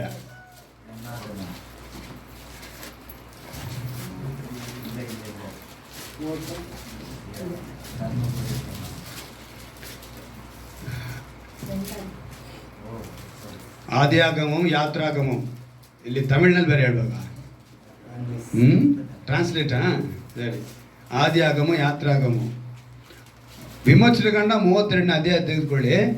ಅಲ್ಲಿ ಗಮನಿಸಬೇಕಾಗಿದ್ದನ್ನು ಬರೆಸಿದ್ದಾರೆ ದೇವರು. ಏನು ಅಂತೇಳಿ ಬರೆಸಿದ್ದಾರೆ ಅಂತ ಹೇಳಿದ್ರೆ 7ನೇ ವಾಕ್ಯವನ್ನು ಓದ್ತೀನಿ ಕೇಳಿ. ಹೀಗಿರಲಾಗಿ ಯೆಹೋವನು ಮೋಶೆಗೆ, ನೀನು ಬೆಟ್ಟದಿಂದ ಇಳಿದು ಹೋಗು, ಐಗುಪ್ತ ದೇಶದಿಂದ ನೀನು ಕರ್ಕೊಂಡು ಬಂದ. ಏನಂತೆ? ಎಷ್ಟು ಬೇಸರ ಆಗಿರ್ಬೇಕು ನೋಡಿ. ಮೋಶೆ ಅವನಾಗ ಹೋದ್ನಾ ಅವ್ರನ್ನ ಕರ್ಕೊಂಬರಕ್ಕೆ? ಮೋಶೆಗೆ ಹೇಳಿದ್ಯಾರು? ದೇವ್ರೆ, ನೀನು ಹೋಗ್ಬಿಟ್ಟು ನನ್ನ ಜನ ತುಂಬ ಕಷ್ಟಪಡ್ತಿದ್ದಾರಪ್ಪ, ಹೋಗಿ ಕರ್ಕೊಂಬ ಅಂತ ಹೇಳಿ ಕಳಿಸಿದ್ದವ್ರೆ. ಆದರೆ ಇಲ್ಲಿ ಏನಂತ ಹೇಳ್ತಿದ್ದಾರೆ? ನೀನು ಕರ್ಕೊಂಡು ಬಂದಿದ್ದು. ಅಷ್ಟೊಂದು ಬೇಸರ ಆಗೋಯ್ತು ಅವ್ರಿಗೆ. ದೇವ್ರಿಗೆ ಏನಾಗೋಯ್ತು? ಬೇಸರ ಆಗೋಯ್ತು. ಕರ್ಕೊಂಡು ಬಂದ ನಿನ್ನ ಜನರು ಅಂತ ಹೇಳ್ಬಿಟ್ರು. ಅವ್ರ ಜನನ ಮೋಶೆ ಹುಟ್ಟಿಸಿದ್ನ? ಮೋಶೆಗೇನಾರು ಏನಾರು ಬಂತ ಅಲ್ಲಿ ಅಷ್ಟು ಜನನ? ಅಷ್ಟೊಂದು ಬೇಸರ ಆಯ್ತು, ಅಷ್ಟೊಂದು ಕೋಪ ತರಿಸ್ಬಿಟ್ರು ಆ ಜನ. ನಿನ್ನ ಜನರು ಕೆಟ್ಟು ಹೋದರು. ಮೋಸೆ ಮೇಲೆ ಹಾಕ್ಬಿಟ್ರು. ಏನಂತ? ಏಯ್ ನಿನ್ನ ಜನ ಈಗ ಸೂಲಿ ಮೇಲೆ ಜನ ಕೆಟ್ಟು ಹೋದ್ರೆ ಈ ಮೋಶೆಗೆ ಅದೇ ಕಥೆನೇ ಹೇಳೋದು. ಏನಂತ? ನೀ ಸೂಲಿ ಮೇಲೆ ಜನ ಸರಿ ನಡೆಸಿಲ್ಲಪ್ಪ ಅಂತಾರೆ ಅಲ್ವಾ? ಇದೇ ಮಾತು ಎಲ್ಲ ಸಭೆಗೂ ಸೇರುತ್ತೆ. ಯಾವ್ಯಾವ ಪಾಸ್ಟರ್ಗಳು ತಮಗೆ ಕೊಡಲ್ಪಟ್ಟಂತ ಅವ್ರಿಗೆ ಕೊರತೆ ಇದೆ ಅಂತೇಳಿ ಬರೀ ಆಶೀರ್ವಾದಗಳೇ ಹೇಳೋದಲ್ಲ, ಅವ್ರಿಗೆ ಬರೀ ಸಂಕಟ ಇದೆ ಅಂತೇಳಿ ಬರೀ ಆಶೀರ್ವಾದ ಹೇಳೋದಲ್ಲ, ಸರಿಪಡಿಸ್ಬೇಕು, ಆಜ್ಞೆಗಳಿಗೆ ವಿಧೇಯರಾಗಬೇಕು ವಿಶ್ವಾಸಿಗಳು. ಆಗ ಆಟೋಮೆಟಿಕ್ಕಾಗಿ ದೇವರ ಆಶೀರ್ವಾದವನ್ನು ಹುಡ್ಕೊಂಬಂದ್ಬಿಡುತ್ತೆ. ನಿಮ್ಮನ್ನು ಹುಡ್ಕೊಂಬರೋ ಆಶೀರ್ವಾದ ಆ ರೀತಿಯೇ ಇರಬೇಕು ಅಲ್ವಾ? ಇಲ್ಲಿ ಹೇಳ್ತಾರೆ ನೋಡಿ, ನಿನ್ನ ಜನರು ಕೆಟ್ಟು ಹೋದರು, ನಾನು ಅವರಿಗೆ ಆಜ್ಞಾಪಿಸಿದ ಮಾರ್ಗವನ್ನು ಅವರು ಬೇಗನೆ ಬಿಟ್ಟು ಹೋಗಿ ತಮಗೆ ಲೋಹದ. ಯಾವ ಕಾಲ ಇದು? ಈಗ ಯೋಚನೆ ಮಾಡಿ, ಆದಾಮನಿಂದ ನೋಹನಿಗೆ 1-2 ಕಳೆದೋಯ್ತು ಆಯ್ತಾ?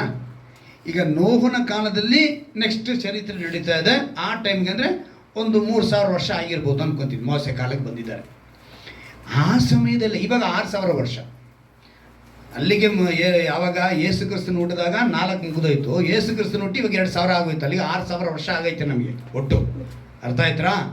6,024 ಅಂತ ಇಟ್ಕೊಳ್ಳೋಣ. ಲಾಸ್ಟ್ ಟೈಮ್ ನಿಮ್ಗೆ ಆ ಮೆಸೇಜೇ ಕೊಟ್ಟಿದ್ದೀನಿ, ಈ ಲೆಕ್ಕಗಳೆಲ್ಲ ಒಂದು ಕ್ಲೀನಾಗಿ. ಈಗ ಇದ್ರಲ್ಲಿ ಗಮನಿಸಬೇಕಾಗಿದೆ ಏನು ಅಂತ ಹೇಳಿದ್ರೆ, ಮಾಡಿಸಿಕೊಂಡು ಅವ್ರು ಹೇಳ್ತೆ ಅದಕ್ಕೆ ಅಡ್ಡ ಬಿದ್ದು ಯಜ್ಞಗಳನ್ನು ಅರ್ಪಿಸಿ, ಇಸ್ರಾಯೇಲರೇ ನೋಡಿರಿ, ಇದೇ ನಿಮ್ಮನ್ನು ಐಗುಪ್ತ ದೇಶದಿಂದ ಕರ್ಕೊಂಡು ಬಂದ ದೇವರೆಂದು ಹೇಳಿ ಕೊಳ್ಳುತ್ತಿದ್ದಾರೆ ಎಂದು ಹೇಳಿದನು. ಎಷ್ಟು ಕಷ್ಟಪಟ್ಟು ಅವ್ರನ್ನ ಬಿಡಿಸ್ಕೊಂಡು ಬಂದರೆ ಏನಂತೆ? ಯಾವುದನ್ನು ಮಾಡಿ ಅಲ್ವಾ? ಈಗ ಯೋಚನೆ ಮಾಡಿ ನೋಡಿ, ನಾನು ಆ ಚಿತ್ರ ತರಬೇಕಿತ್ತು. ಇವತ್ತು ಎಲ್ಲ ಬೆಳಿಗ್ಗೆ ಒಂದು ಕನ್ಫ್ಯೂಷನಲ್ಲಿ ನನಗೆ ನನ್ನ ಇದನ್ನೆಲ್ಲ ಎತ್ತಿ ಹಿಡ್ಕೊಂಡು ಮಾಡ್ತೋಗ್ಬಿಟ್ಟೆ. ಸರ್, ನಿಮ್ಮ ಚಿತ್ರಗಳು ತೋರಿಸಿದ್ದೀನಿ ತುಂಬ ಸಲ. ಈ ಕೊಂಬುಗಳು ಇಟ್ಕೊಂಡಿರೋ ಬಸವನ ರೂಪಗಳು ಆ ಮೆಸೊಪೊಟೋಮಿಯಾ ಕಾಲದಿಂದ, ಬಾಬಿಲೋನ್ ಕಾಲದಿಂದ ಯಾವ್ಯಾವ ದೇವ್ರನ್ನ, ಅಂದರೆ ಐಗುಪ್ತದಲ್ಲಿ ಅವರು ಆರಾಧನೆ ಮಾಡ್ತಿದ್ದಂಥ ದೇವರು ಈ ಬಸವ. ಈಗ ಹೃದಯದಲ್ಲಿರೋದೇ ಎಲ್ಲಿಗೆ ಬರುತ್ತಂತೆ ಅಲ್ವಾ? ಇಲ್ಲಿರೋದೇ ಹೊರಗಡೆ ರೂಪ. ಈಗ ಯಾವುದೋ ಮಕ್ಕಳಿಗೆ ಒಂದು ಇದು ಕೊಡ್ತಾರೆ, ಪ್ರಾಜೆಕ್ಟ್ ಕೊಡ್ತಾರೆ, ಅವ್ನಿಗೆ ಅದನ್ನು ಮಾಡಬೇಕು ಅಂತ ಹೇಳಿದ್ರೆ ಅವ್ನಿಗೆ ಐಡಿಯಾ ಬರಬೇಕು. ಅವ್ನ ಮೆದುಳಲ್ಲಿ ಇರೋದನ್ನು ಅವ್ನು ಏನು ಮಾಡಬೇಕು ಅಲ್ವಾ? ಈಗ ಫ್ಯಾನ್ ಕಂಡಿಡ್ದಿರೋದಾಗಿರ್ಬೋದು, ಒಂದು ಸ್ಪೀಕರ್ ಕಂಡಿರೋದು, ಅವನ ಮೆದುಳಲ್ಲಿ ಇದ್ದಿದ್ದು ಹೊರಗಡೆ ಬಂತು ಅಲ್ವಾ? ಹಾಗೆ ಇವರ ಮೆದುಳಲ್ಲಿ ಏನಿತ್ತು? ಪಾರಂಪರ್ಯ, ಆಚಾರ, ಪದ್ಧತಿ ಇದೇನಾಗಿಲ್ಲ, ಹೋಗಲೇ ಇಲ್ಲ. ದೇವರು ಇಸ್ರಾಯೇಲರನ್ನ ಐಗುಪ್ತದಿಂದ ಬಿಡಿಸ್ಕೊಂಡು ಬಂದರು. ಆದರೆ ಇಸ್ರಾಯೇಲರ ಒಳಗಡೆ ಇದ್ದಂಥ ಐಗುಪ್ತವನ್ನು ಬಿಡಿಸಕ್ಕಾಗಲ್ಲ. ಅರ್ಥ ಮಾಡ್ಕೊಳ್ಳಿ ಚೆನ್ನಾಗಿ. ಇಸ್ರಾಯೇಲರನ್ನ ಎಲ್ಲಿಂದ ಬಿಡಿಸಿದ್ರು? ಐಗುಪ್ತದಿಂದ ಬಿಡಿಸ್ಕೊಂಡು ಕರ್ಕೊಂಡ್ಬಂದ್ರೆ ಆದ್ರೆ ಇವ್ರ ಒಳಗಡೆ ಇತ್ತಲ್ಲ ಒಂದು ಐಗುಪ್ತ, ಪಾಪವೆಂಬ ಐಗುಪ್ತ. ಅದಕ್ಕೆ ಅವ್ರು ಹೇಳಿದ್ದು ಪೂರ್ಣ ಹೃದಯ ಬೇಕು ನನಗೆ, ಪೂರ್ಣ ಬುದ್ಧಿ ಬೇಕು, ಪೂರ್ಣ ಮನಸ್ಸು ಬೇಕು. ಅದಿದ್ರೆ ನನ್ನ ಮಾತಿಗೆ ವಿಧೇಯರಾಗ್ತೀರ. ನನ್ನ ಮಾತಿಗೆ ವಿಧೇಯರಾದರೆ ನಿನ್ನನ್ನು ನೀನು ಸರಿಯಾಗಿ ಇಟ್ಕೊಳ್ತೀಯ. ದೇವರಿಗೆ ವಿರೋಧವಾದ ಯಾವುದೇ ದುಷ್ಕೃತ್ಯ ದುರಭ್ಯಾಸ ನಿನ್ನಲ್ಲಿ ಬರಲ್ಲ. ಆಗ ನೀನೇನು ಮಾಡ್ತೀಯ? ನೆರೆಯವನನ್ನು ಪ್ರೀತಿ ಮಾಡ್ತೀಯ. ಅಲ್ಲಿಗೆ ನೀನೇನಾಗ್ತೀಯ? ದೇವರಂತೆ ಆಗ್ತೀಯ. ಅದೇ ಪಾಯಿಂಟ್ನೇ ಆದಾಮನ ಹತ್ರ ಅವನಿಟ್ಟಿದ್ದು. ಏನು, ಆ ದೇವ್ರು ಮೊದಲೇ ಅವ್ರ ರೂಪದಲ್ಲಿ ಮಾಡಿದ್ರು ಕೂಡ, ಆದರೆ ಅವನು ಸೈತಾನ್ ಹೇಳಿದ್ದು ನೀವು ದೇವರಂತೆ ಆಗುವರಿ ಅಂತ ಹೇಳಿದ್ನೇ ಹೊರತು ಬೇರೆ ಎಕ್ಸ್ಟ್ರಾ ಫಿಟ್ಟಿಂಗ್ ಏನೂ ಮಾಡಿಲ್ಲ ಅವನು. ನಾವು ಹುಟ್ಟಿರೋದೇ ದೇವ್ರ ರೂಪದಲ್ಲಿ ಅಂತ ಆದಾಮ ಅವಳು ಮರ್ತೋದ್ರು. ಅವರು ಅದನ್ನು ಗಮನಿಸಿದ್ರೆ ಅವನು ಸೈತಾನ ಹೇಳ್ತಾನೆ ನೀವು ದೇವರಂತೆ ಆಗುವರಿ ಅಂತ ಹೇಳಿದಾಗ, ಅವ್ರ ಥರನೇ ನಮ್ಮನ್ನು ಹುಟ್ಟಿರೋ ಇನ್ನೇನೇ ಸ್ಪೆಷಲ್ ಆಗಿ ನಾವು ನೋಡಬೇಕು ಅಂತೇಳಿ ಅವತ್ತು ಸೈತಾನನ ಅವ್ರು ಗದರಿಸ್ಬಿಟ್ಟಿದ್ರೆ ಪಾಪವೆಂಬುದು ಲೋಕದಲ್ಲಿ ಬರ್ತಾ ಇರಲಿಲ್ಲ. ಬಟ್ ಅದೆಲ್ಲ ದೇವ್ರ ಉದ್ದೇಶ ಬಿಡಿ. ಇವನು ಹಿಂಗೆ ಹೇಳಬೇಕು, ಅವನು ಹಂಗೆ ಮಾಡಬೇಕು, ಭೂಮಿಗೆ ಇದು ಬರಬೇಕು, ನಾವೆಲ್ಲ ಹಿಂಗೆ ನಿಂತ್ಕೊಂಡು ಸೂಲಿ ಬೆಲೆಯಲ್ಲಿ ನಾನು ಮೈಕಲ್ಲಿ ನಿಮ್ಗೆ ಹೇಳಬೇಕು ಅನ್ನೋದು ಇದೇನೋ ನಿಯಮ ಅಲ್ವಾ? ಇದೆಲ್ಲ ದೇವರ ಉದ್ದೇಶ.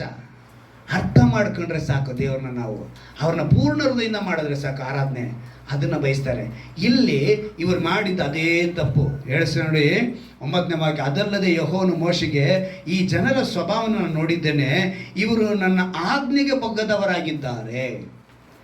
ಅದಕ್ಕೆ ಮುಂಚೆ ಇವ್ರ ಸ್ವಭಾವ ನೋಡಲಿಲ್ವಾ? ದೇವ್ರಿಗೆ ಗೊತ್ತಿರಲಿಲ್ವಾ? ಗೊತ್ತಿತ್ತು. ಆದರೆ ಈಗೇನು ಹೇಳ್ತಿದ್ದಾರೆ?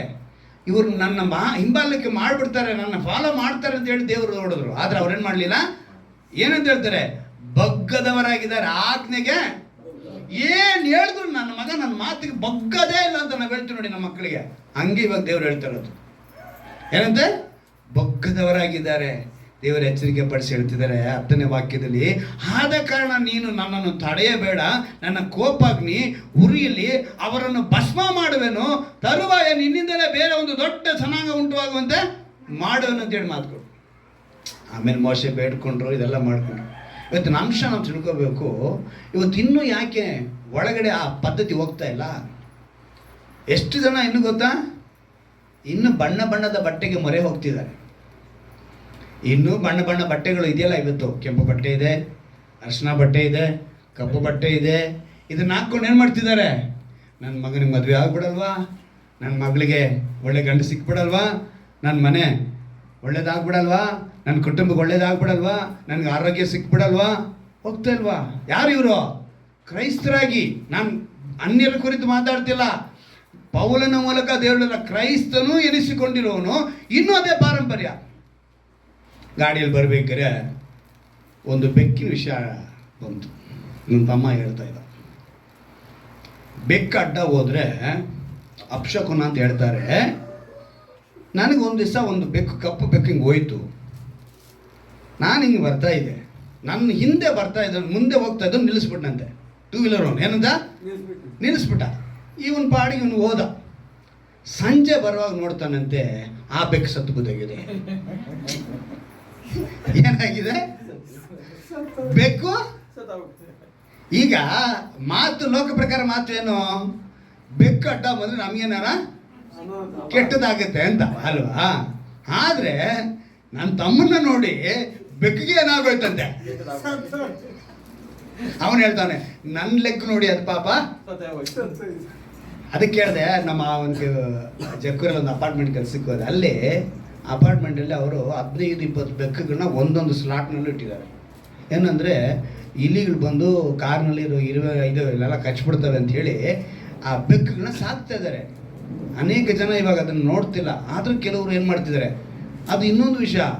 ಎಲ್ಲೇ ಮನುಷ್ಯನಿಗೆ ಈ ದೆವ್ವ ಬರೋದೇ ಆಗಲಿ ಅಥವಾ ದೇವರು ಬರೋದೇ ಆಗಲಿ, ಈ middle class people, low class people ಮೇಲೇ ಬರುತ್ತೆ ಹೊರತು ಯಾವುದೇ ಡಾಕ್ಟ್ರ್ ಮೇಲೆ ಬರಲ್ಲ ಅಂತೈತೆ, ಯಾವುದೇ ಇಂಜಿನಿಯರ್ ಮೇಲೆ ಬರಲ್ಲ ಅಂತೈತೆ, ಯಾವುದೇ ದೊಡ್ಡ ದೊಡ್ಡ ಇವ್ರ ಮೇಲೆ, ಸಾಫ್ಟ್ವೇರ್ ಅಂಥವ್ರ ಮೇಲೆ ಯಾರ ಮೇಲೂ ಬರಲ್ಲ ಅಂತೈತೆ ಈ ದೇವರಾಗಲಿ ದೆವ್ವ ಆಗಲಿ. ಆದರೆ ಬರೋದೆಲ್ಲ ಪಾಪ ಅವ್ನು ದಿನಗೂಲಿ ಕೆಲಸನಾಗಿರ್ತಾನೆ, ಪೇಂಟ್ ಕೆಲಸಕ್ಕೆ ಹೋಗ್ತಾ ಇರ್ತಾನೆ, ಅಥವಾ ಯಾವುದೋ ಮನೆ ಕೆಲಸಕ್ಕೆ ಹೋಗ್ತಾ ಇರ್ತಾರೆ, ಎಲ್ಲ ಯಾವುದೋ ಒಂದು ಕೂಲಿ ಕೆಲಸನ ಗಾರೆ ಕೆಲಸನ ಏನೋ ಒಂದು ಮಾಡಿದೆ, ಇಂಥವ್ರ ಮೇಲೆ ದೇವ್ರು ಬರ್ತೀನಿ ಅಂತ ಇದೆ, ಎಲ್ಲ ದೆವ್ವ ಬರ್ತೀನಿ ಅಂತ ಇದೆ. ಬೇರೆ ಕೆಲಸವೇ ಇಲ್ಲ ಅವ್ರಿಗೆ. ಏನು ಮಾಡೋಣ ಹೇಳಿ? ನಮ್ಮ ಹತ್ರ ಕೇಳಿದ್ರೆ ಕೆಲಸ ಕೊಡ್ಬೋದಾಗಿತ್ತು ಅವ್ರಿಗೆ. ಯಾರಿಗೆ?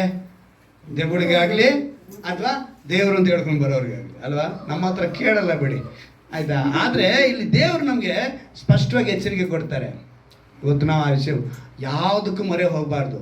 ನಿನ್ನ ಸಮಸ್ತಕ್ಕೆ ಮೂಲ ಕಾರಣದ ಯೇಸು ಕ್ರಿಸ್ತನ ಬಳಿ ನೀನು ಇರಬೇಕು. ದಿನ ನೋಡ್ತಾ ಇದ್ದೀವಿ, ಇನ್ನು ವಾಸ್ತು ನೋಡ್ತಾ ಇದ್ದೀವಿ, ಶಕುನ ನೋಡ್ತಾ ಇದ್ದೀವಿ, ತಾಯ್ತು ಕಟ್ತಾ ಇದ್ದೀವಿ, ಇನ್ನೂ ದೃಷ್ಟಿ ತೆಗಿತಾ ಇದ್ದೀವಿ. ಏನು ಮಾಡ್ತಾ ಇದ್ದೀವಿ? ಹಾಂ, ಕೆಲವ್ರು ಹೇಳ್ತಾರೆ ಫೋನಲ್ಲಿ ಸ್ಟೇಟಸ್ನೆಲ್ಲ ಮಕ್ಕಳ ಫೋಟೋಗಳೆಲ್ಲ ಹಾಕ್ಬಾರ್ದು ರೀ, ದೃಷ್ಟಿ ಆಗುತ್ತೆ. ನಾನು ಅವಾಗವಾಗ ಯೋಚನೆ ಮಾಡ್ತೀನಿ, ಎಷ್ಟು ಹೀರೋಯಿನು, ಎಷ್ಟು ಹೀರೋ, ಎಷ್ಟು ಹೀರೋಯಿನ್ ಮಕ್ಕಳು, ಅವರು ಇವರು ಎಷ್ಟು ಫೋಟೋಗಳು ಹಾಕ್ತಾರೆ, ಯಾರಿಗೂ ಏನೂ ಆಗಿಲ್ಲ ಅಲ್ವಾ. ಆಮೇಲೆ ಈ ತಾಲಿ ಕಟ್ಟೋ ವಿಷಯ ಆಗ್ಬೋದು, ಬೊಟ್ಟು ಇಟ್ಟು ತೆಗೆಯೋ ವಿಷಯ, ಎಷ್ಟು ಜನ ನಮ್ಮ ಈ ಸಿನಿಮಾಗಳಲ್ಲಿ ಮಾಡಿರೋರು ಪಾಪ, ಎಷ್ಟು ಸಲ ವಿಧವೆ ಮಾಡಾಕ್ಬಿಟ್ರು, ಎಷ್ಟು ಸಲ ಚಟ್ಟದ ಮೇಲೆ ಇಟ್ಕೊಂಡು ಹೋಗ್ಬಿಟ್ರು. ಚಟ್ಟ ಎಲ್ಲ ಕಟ್ಟಬಾರ್ದು ಅಂತಾನೆ, ಚಟ್ಟ 22 ಸಲ ಕಟ್ತಾ ಇದ್ದಾನೆ, 22 ಸಲ ಹಾಕ್ತಾ ಇದ್ದಾನೆ. ಅದನ್ನೆಲ್ಲ ಒಪ್ಕೊಂತಾರೆ ಜನ. ಆದರೆ ನಮ್ಮ ನಿಜ ಜೀವನದಲ್ಲಿ ನಡೀತಾ ಇದ್ರೆ ಅಯ್ಯೋ ಅದು ಅಪಶಕನ. ಹೇಗಿದೆ ನಮ್ಮ ಕ್ಯಾರೆಕ್ಟರ್ಗಳು? ದೇವರು ಎಚ್ಚರಿಕೆ ಪಡಿಸಿ ನಮ್ಗೆ ಇವತ್ತು ಹೇಳ್ತಿದ್ದಾರೆ, ಅದನ್ನೆಲ್ಲ ನಮಗೆ ಈ ಅಜ್ಞಾನ ಸ್ವಭಾವದಿಂದ ಬರಲೇ ಇಲ್ಲ ಜನ. ಏನು ಮಾಡಲಿಲ್ಲ ಇವರು? ಅಜ್ಞಾನ ಸ್ವಭಾವದಿಂದ ಬರಲಿಲ್ಲ. ಅದಕ್ಕೇ ದೇವರು ಎಚ್ಚರಿಕೆ ಪಡಿಸಿ ನಮ್ಗೆ ಹೇಳ್ತಾ ಇರೋದು, ನಾವೇನು ಮಾಡಬೇಕು? ಅದನ್ನು ಸರಿಪಡಿಸ್ಕೊಳ್ಬೇಕು. 1 ಕೊರಿಂಥದಲ್ಲಿ 8ನೇ ಅಧ್ಯಾಯದಲ್ಲಿ 6-7ನೇ ವಾಕ್ಯದಲ್ಲಿ ಗಮನಿಸಿದ ಪ್ರಕಾರ ಈ ಜಗತ್ತಿನಲ್ಲಿ ವಿಗ್ರಹವು ಏನೂ ಅಲ್ಲ. ದೇವರಿಗೆ ವಿಗ್ರಹದ ಮೇಲೆ ಕೋಪ ಇಲ್ಲ, ಆದರೆ ಆ ವಿಗ್ರಹವನ್ನು ಆರಾಧಿಸುವಂತ. ನೋಡಿ, ನಾಳೆ ದೇವರು ಈ ವಿಗ್ರಹಕ್ಕೆ ತೀರ್ಪು ಕೊಡಲ್ಲ. ವಿಗ್ರಹಕ್ಕೆ ತೀರ್ಪು ಕೊಡ್ತಾರಾ? ಮನುಷ್ಯರಿಗೆ ತೀರ್ಪು ಕೊಡ್ತಾರ್ರಿ. ಈ ಭೂಮಿ ಮೇಲೆ ಎಷ್ಟೋ ಇದೆ, ಅವುಗಳಿಗೆ ಯಾವುದಕ್ಕೂ ತೀರ್ಪು ಅನ್ನೋದೇ ಇಲ್ಲ. ಯಾಕಂದ್ರೆ ಈಗ ಅವು ಒಡೆದೋದ್ರೆ ಏನಾಗ್ತವೆ? ಚೂರು ಚೂರು ಆಗ್ತವೆ ಅಲ್ವಾ. ಎಲ್ಲಿಂದ ಉಂಟಾಯಿತು ಅದಕ್ಕೆ ಸೇರ್ಕೊಳ್ತೇವೆ. ಮಣ್ಣಿಗೆ ಹೋಗುತ್ತೆ, ಚಿನ್ನ ಆಗಿದ್ರು ಅದು ಪುಡಿಯಾಗಿ ಹೋಗುತ್ತೆ, ಕಬ್ಬಣ ಆದರೂ ಪುಡಿಯಾಗಿ ಹೋಗುತ್ತೆ, ಎಲ್ಲವೂ ಕೂಡ ಪುಡಿಯಾಗಿ ವೇಸ್ಟಾಗಿ ಹೋಗುತ್ತೆ ಹೊರತು ಅವುಗಳಿಗೆ ಏನೂ ತೀರ್ಪಿಲ್ಲ. ಆದರೆ ಅದನ್ನು ಆರಾಧನೆ ಮಾಡಿದಂಥ ಮನುಷ್ಯ ಅದನ್ನು ಅವನ ಅಜ್ಞಾನ, ಅದರ ಮೇಲೆ ಕೋಪ. ನೀನು ನಾನು ತಿಳ್ಕೋಬೇಕು, ವಿಗ್ರಹದ ಮೇಲೆ ದೇವರಿಗೆ ಕೋಪ ಇಲ್ಲ, ಆದರೆ ಅದನ್ನು ಆರಾಧನೆ ಮಾಡುವಂಥ ಕ್ರೈಸ್ತ ನೆನೆಸಿಕೊಂಡಂಥ ಸಹೋದರನ ಮೇಲೆ. ನಿನಗೆ ಅಂತ ದೇವರು ಎಷ್ಟು ವೈರಾಗ್ಯವಾಗಿ ನಿನ್ನ ಬಿಡಿಸ್ಕೊಂಡು ಬಂದಿದ್ದಾರೆ, ಪಾಪದಿಂದ ಬಿಡಿಸ್ಕೊಂಡು ಬಂದಿದ್ದಾರೆ. ನಿನಗೋಸ್ಕರ ಶಿಲುಬೆ ಮೇಲೆ ಜಡಿಯಲ್ಪಟ್ಟಿದ್ದಾರೆ, ನಿನಗೋಸ್ಕರ ಚಾಟೆ ಇಟ್ಟು ತಿಂದಿದ್ದಾರೆ, ನಿನಗೋಸ್ಕರ ಮುಳ್ಳಿನ ಕಿರೀಟ ಧರಿಸ್ಕೊಂಡಿದ್ದಾರೆ, ನಿನಗೋಸ್ಕರ ಬರ್ಜಿ ತಿವಿತ ತೀರಿಸ್ಕೊಂಡಿದ್ದಾರೆ, ನಿನಗೋಸ್ಕರ ಗೊಲ್ಗೋದ ಬೆಟ್ಟಕ್ಕೆ ನಡ್ಕೊಂಡು ಹೋಗಿದ್ದಾರೆ, ನಿನಗೋಸ್ಕರ ಮುಖಕ್ಕೆ ಉಗಿಸ್ಕೊಂಡಿದ್ದಾರೆ, ನಿನಗೋಸ್ಕರ ಅವ್ರು ಪಟ್ಟ ಬಾಧೆಗಳೆಷ್ಟು, ನಿನಗೋಸ್ಕರ ಬಿದ್ದಂಥ ನೋವುಗಳೆಷ್ಟು, ನಿನಗೋಸ್ಕರ ಅವ್ರು ಎಷ್ಟು ಜನ ಕೈಲಿ ಉಗಿಸ್ಕೊಂಡ್ರು ಅವರು. ಅದನ್ನು ನೀನು ಗಮನಿಸಬೇಕು. ಅದನ್ನು ಗಮನಿಸಿದ್ರೆ ಶಿಲುಬೆ ಮೇಲೆ ಅವರು ಜಯ ಕೊಟ್ಟಿನ ನೋಡ್ಬೋದು. ನೋಡ್ರಿ, ಗಮನಿಸ್ಕೊಳ್ಳಿ, ನಾನು ನಿಮ್ಗೊಂದು ಆಶ್ಚರ್ಯದ ವಿಷಯ ಹೇಳ್ತೀನಿ. ದೇವರು ಒಂದು ಕಡೆ ಅವರೇ ನಿಂತ್ಕೊಂಡು ವಿಗ್ರಹ ಮಾಡಿಸ್ತಾರೆ, ಅವರೇ ಮಾಡಿಸ್ತಾರೆ. ಎಲ್ರಿಗೂ ಗೊತ್ತು ತಾಮ್ರದ ಸರ್ಪ ಅಲ್ವಾ, ಅದಕ್ಕೆ ಆಕಾರ ಅಂತೇಳಿ ಬರೆಯಲ್ಪಟ್ಟಿದೆ. ತೆಗೆದುಕೊಳ್ಳಿ ಅಲ್ವಾ, ಅರಣ್ಯಕಾಂಡ 21ನೇ ಅಧ್ಯಾಯ.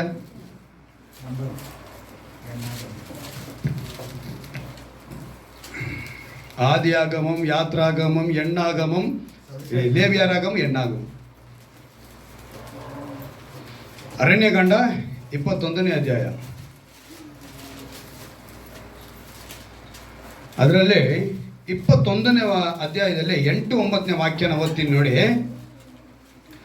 ಮೋಶೆ ಜನರಿಗೋಸ್ಕರ ಪ್ರಾರ್ಥಿಸಲಾಗಿ ಯೆಹೋವನು ಅವನಿಗೆ, ನೀನು ತಾಮ್ರದಿಂದ ವಿಷ ಸರ್ಪದ ಆಕಾರವನ್ನು ಮಾಡಿಸಿ. ಏನಂತ ಹೇಳ್ತಿದ್ದಾರೆ?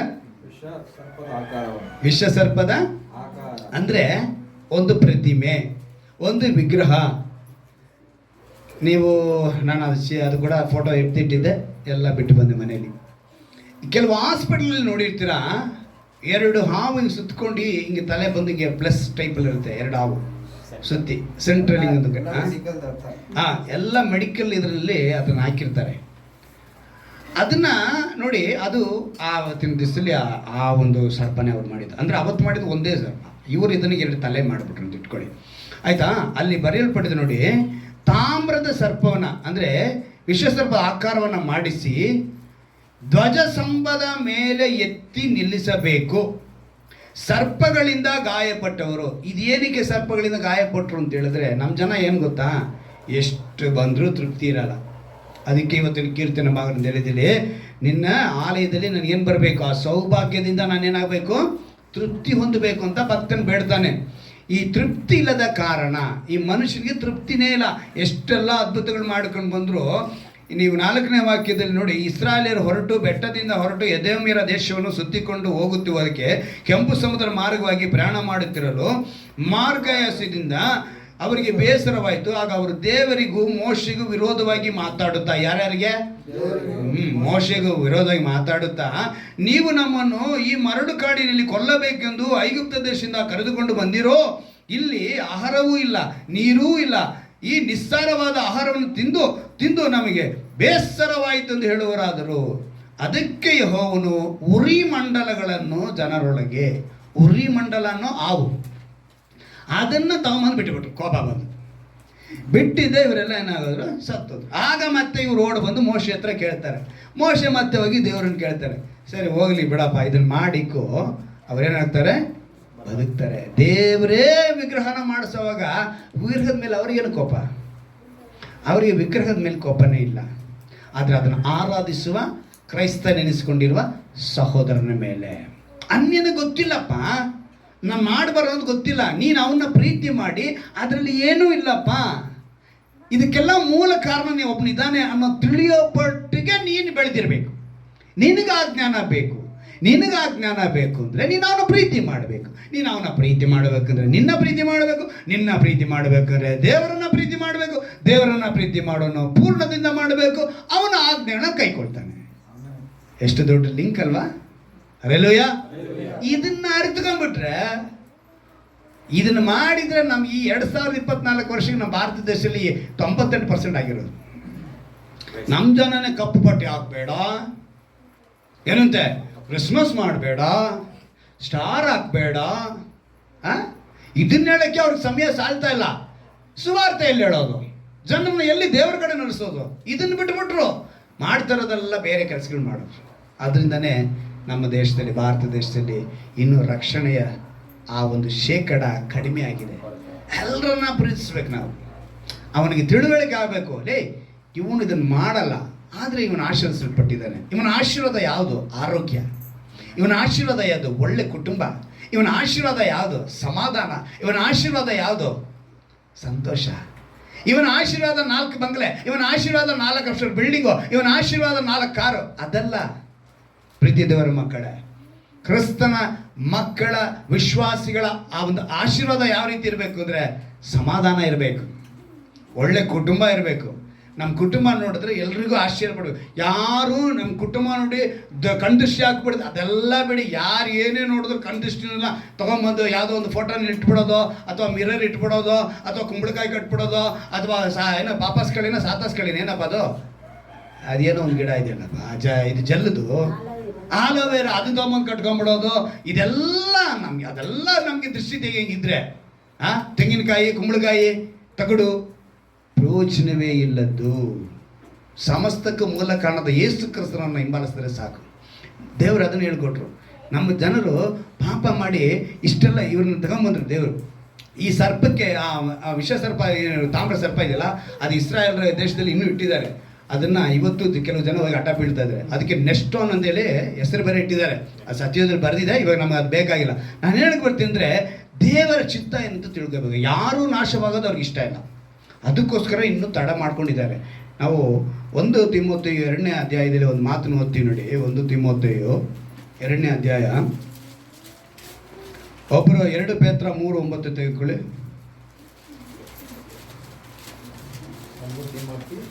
2ನೇ ಅಧ್ಯಾಯ 4ನೇ ವಾಕ್ಯ. ಒಬ್ಬರು 2 ಪೇತ್ರ 3:9 ಒಬ್ರು ತಗೊಳ್ಳಿ, ಹೋದ್ರಿ. ಯುದ್ಧಕ್ಕೆ ಹೋಗುವ ಸೈನಿಕನು 1 ತಿಮೋಥೆಯು 2ನೇ ಅಧ್ಯಾಯ 4ನೇ ವಾಕ್ಯ ಓದ್ರಿ.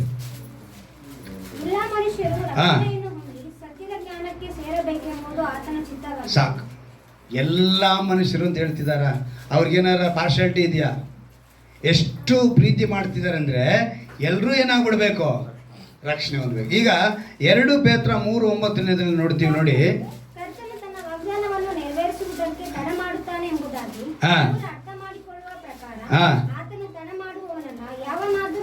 ಯಾರಂತೆ? ಯಾವನಾದರೂ ಅಂತ ಹೇಳ್ತಿದ್ದಾರೆ. ಯಾರೂ ನಾಶ ಆಗ್ಬಾರ್ದು. ಇಷ್ಟ ಇಲ್ಲ ಅವ್ರಿಗೆ, ಆತನಿಗೆ ಇಷ್ಟನೇ ಇಲ್ಲ.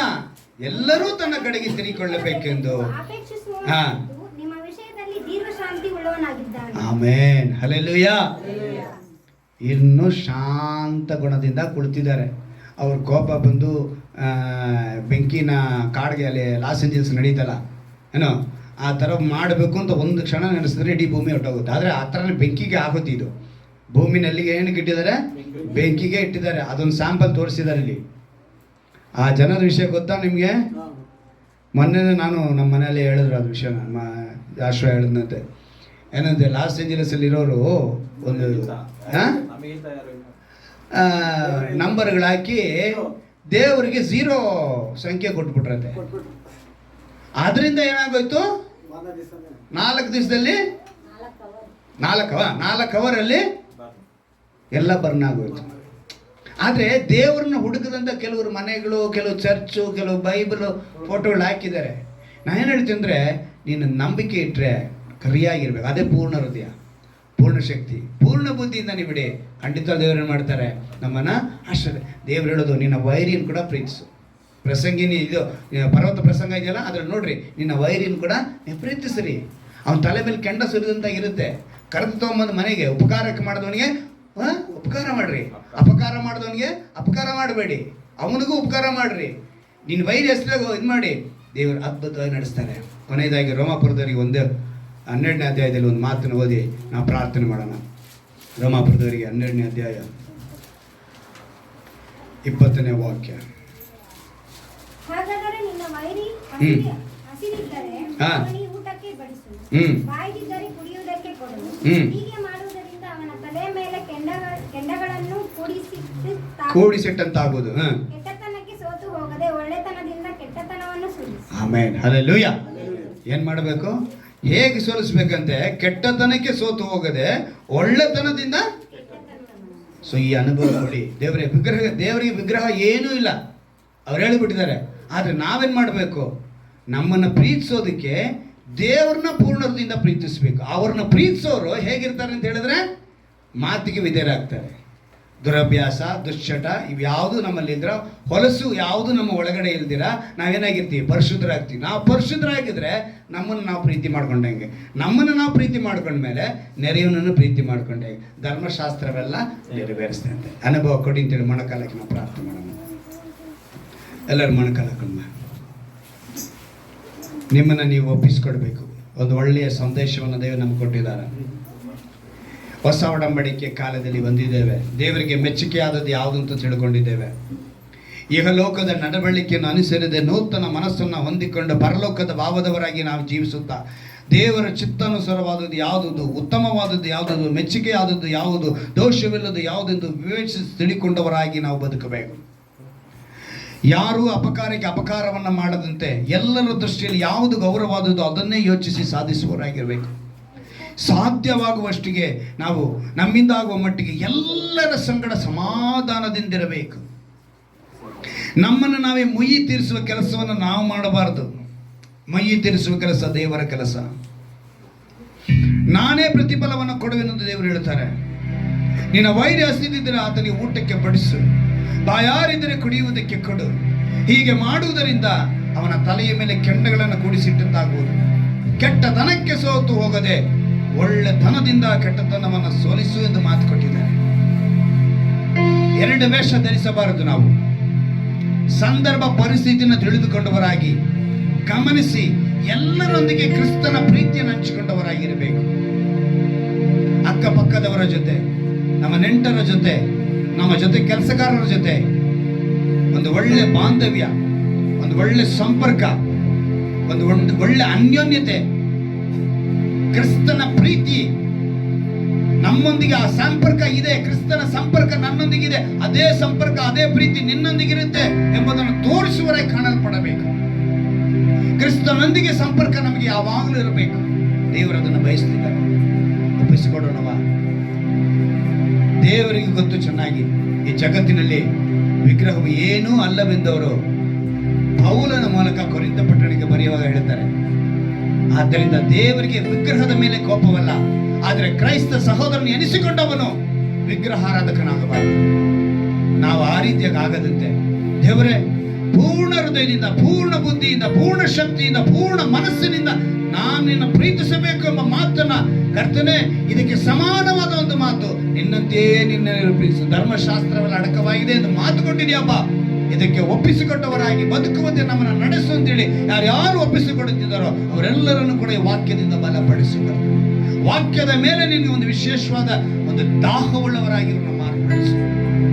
ಇನ್ನೂ ಅಧಿಕವಾಗಿ ನಾನು ಮುಂದಿನ ಭಾನುವಾರ ನನ್ನ ಒಂದು ಹೊಸ ವಾಕ್ಯವನ್ನು ಕೇಳುವುದಕ್ಕೆ ಈ ವಾಕ್ಯ ನನಗೆ ಒಂದು ಒಳ್ಳೆ ಒಂದು ವಿಶೇಷವಾದ ಬಲವನ್ನ, ಈ ಪ್ರಪಂಚದಲ್ಲಿ ಯಾರು ಕೊಡಲಾರದ ಬಲವನ್ನು ನಾನು ಕೊಟ್ಟಿದೆ. ಈ ಬಲದಿಂದ ತುಂಬಿದವನಾಗಿರಬೇಕಂತೇಳಿ ಪ್ರತಿಯೊಬ್ಬರು ಕೇಳುವರಾಗಿ ನಾನು ಕಾಣಬಹುದು.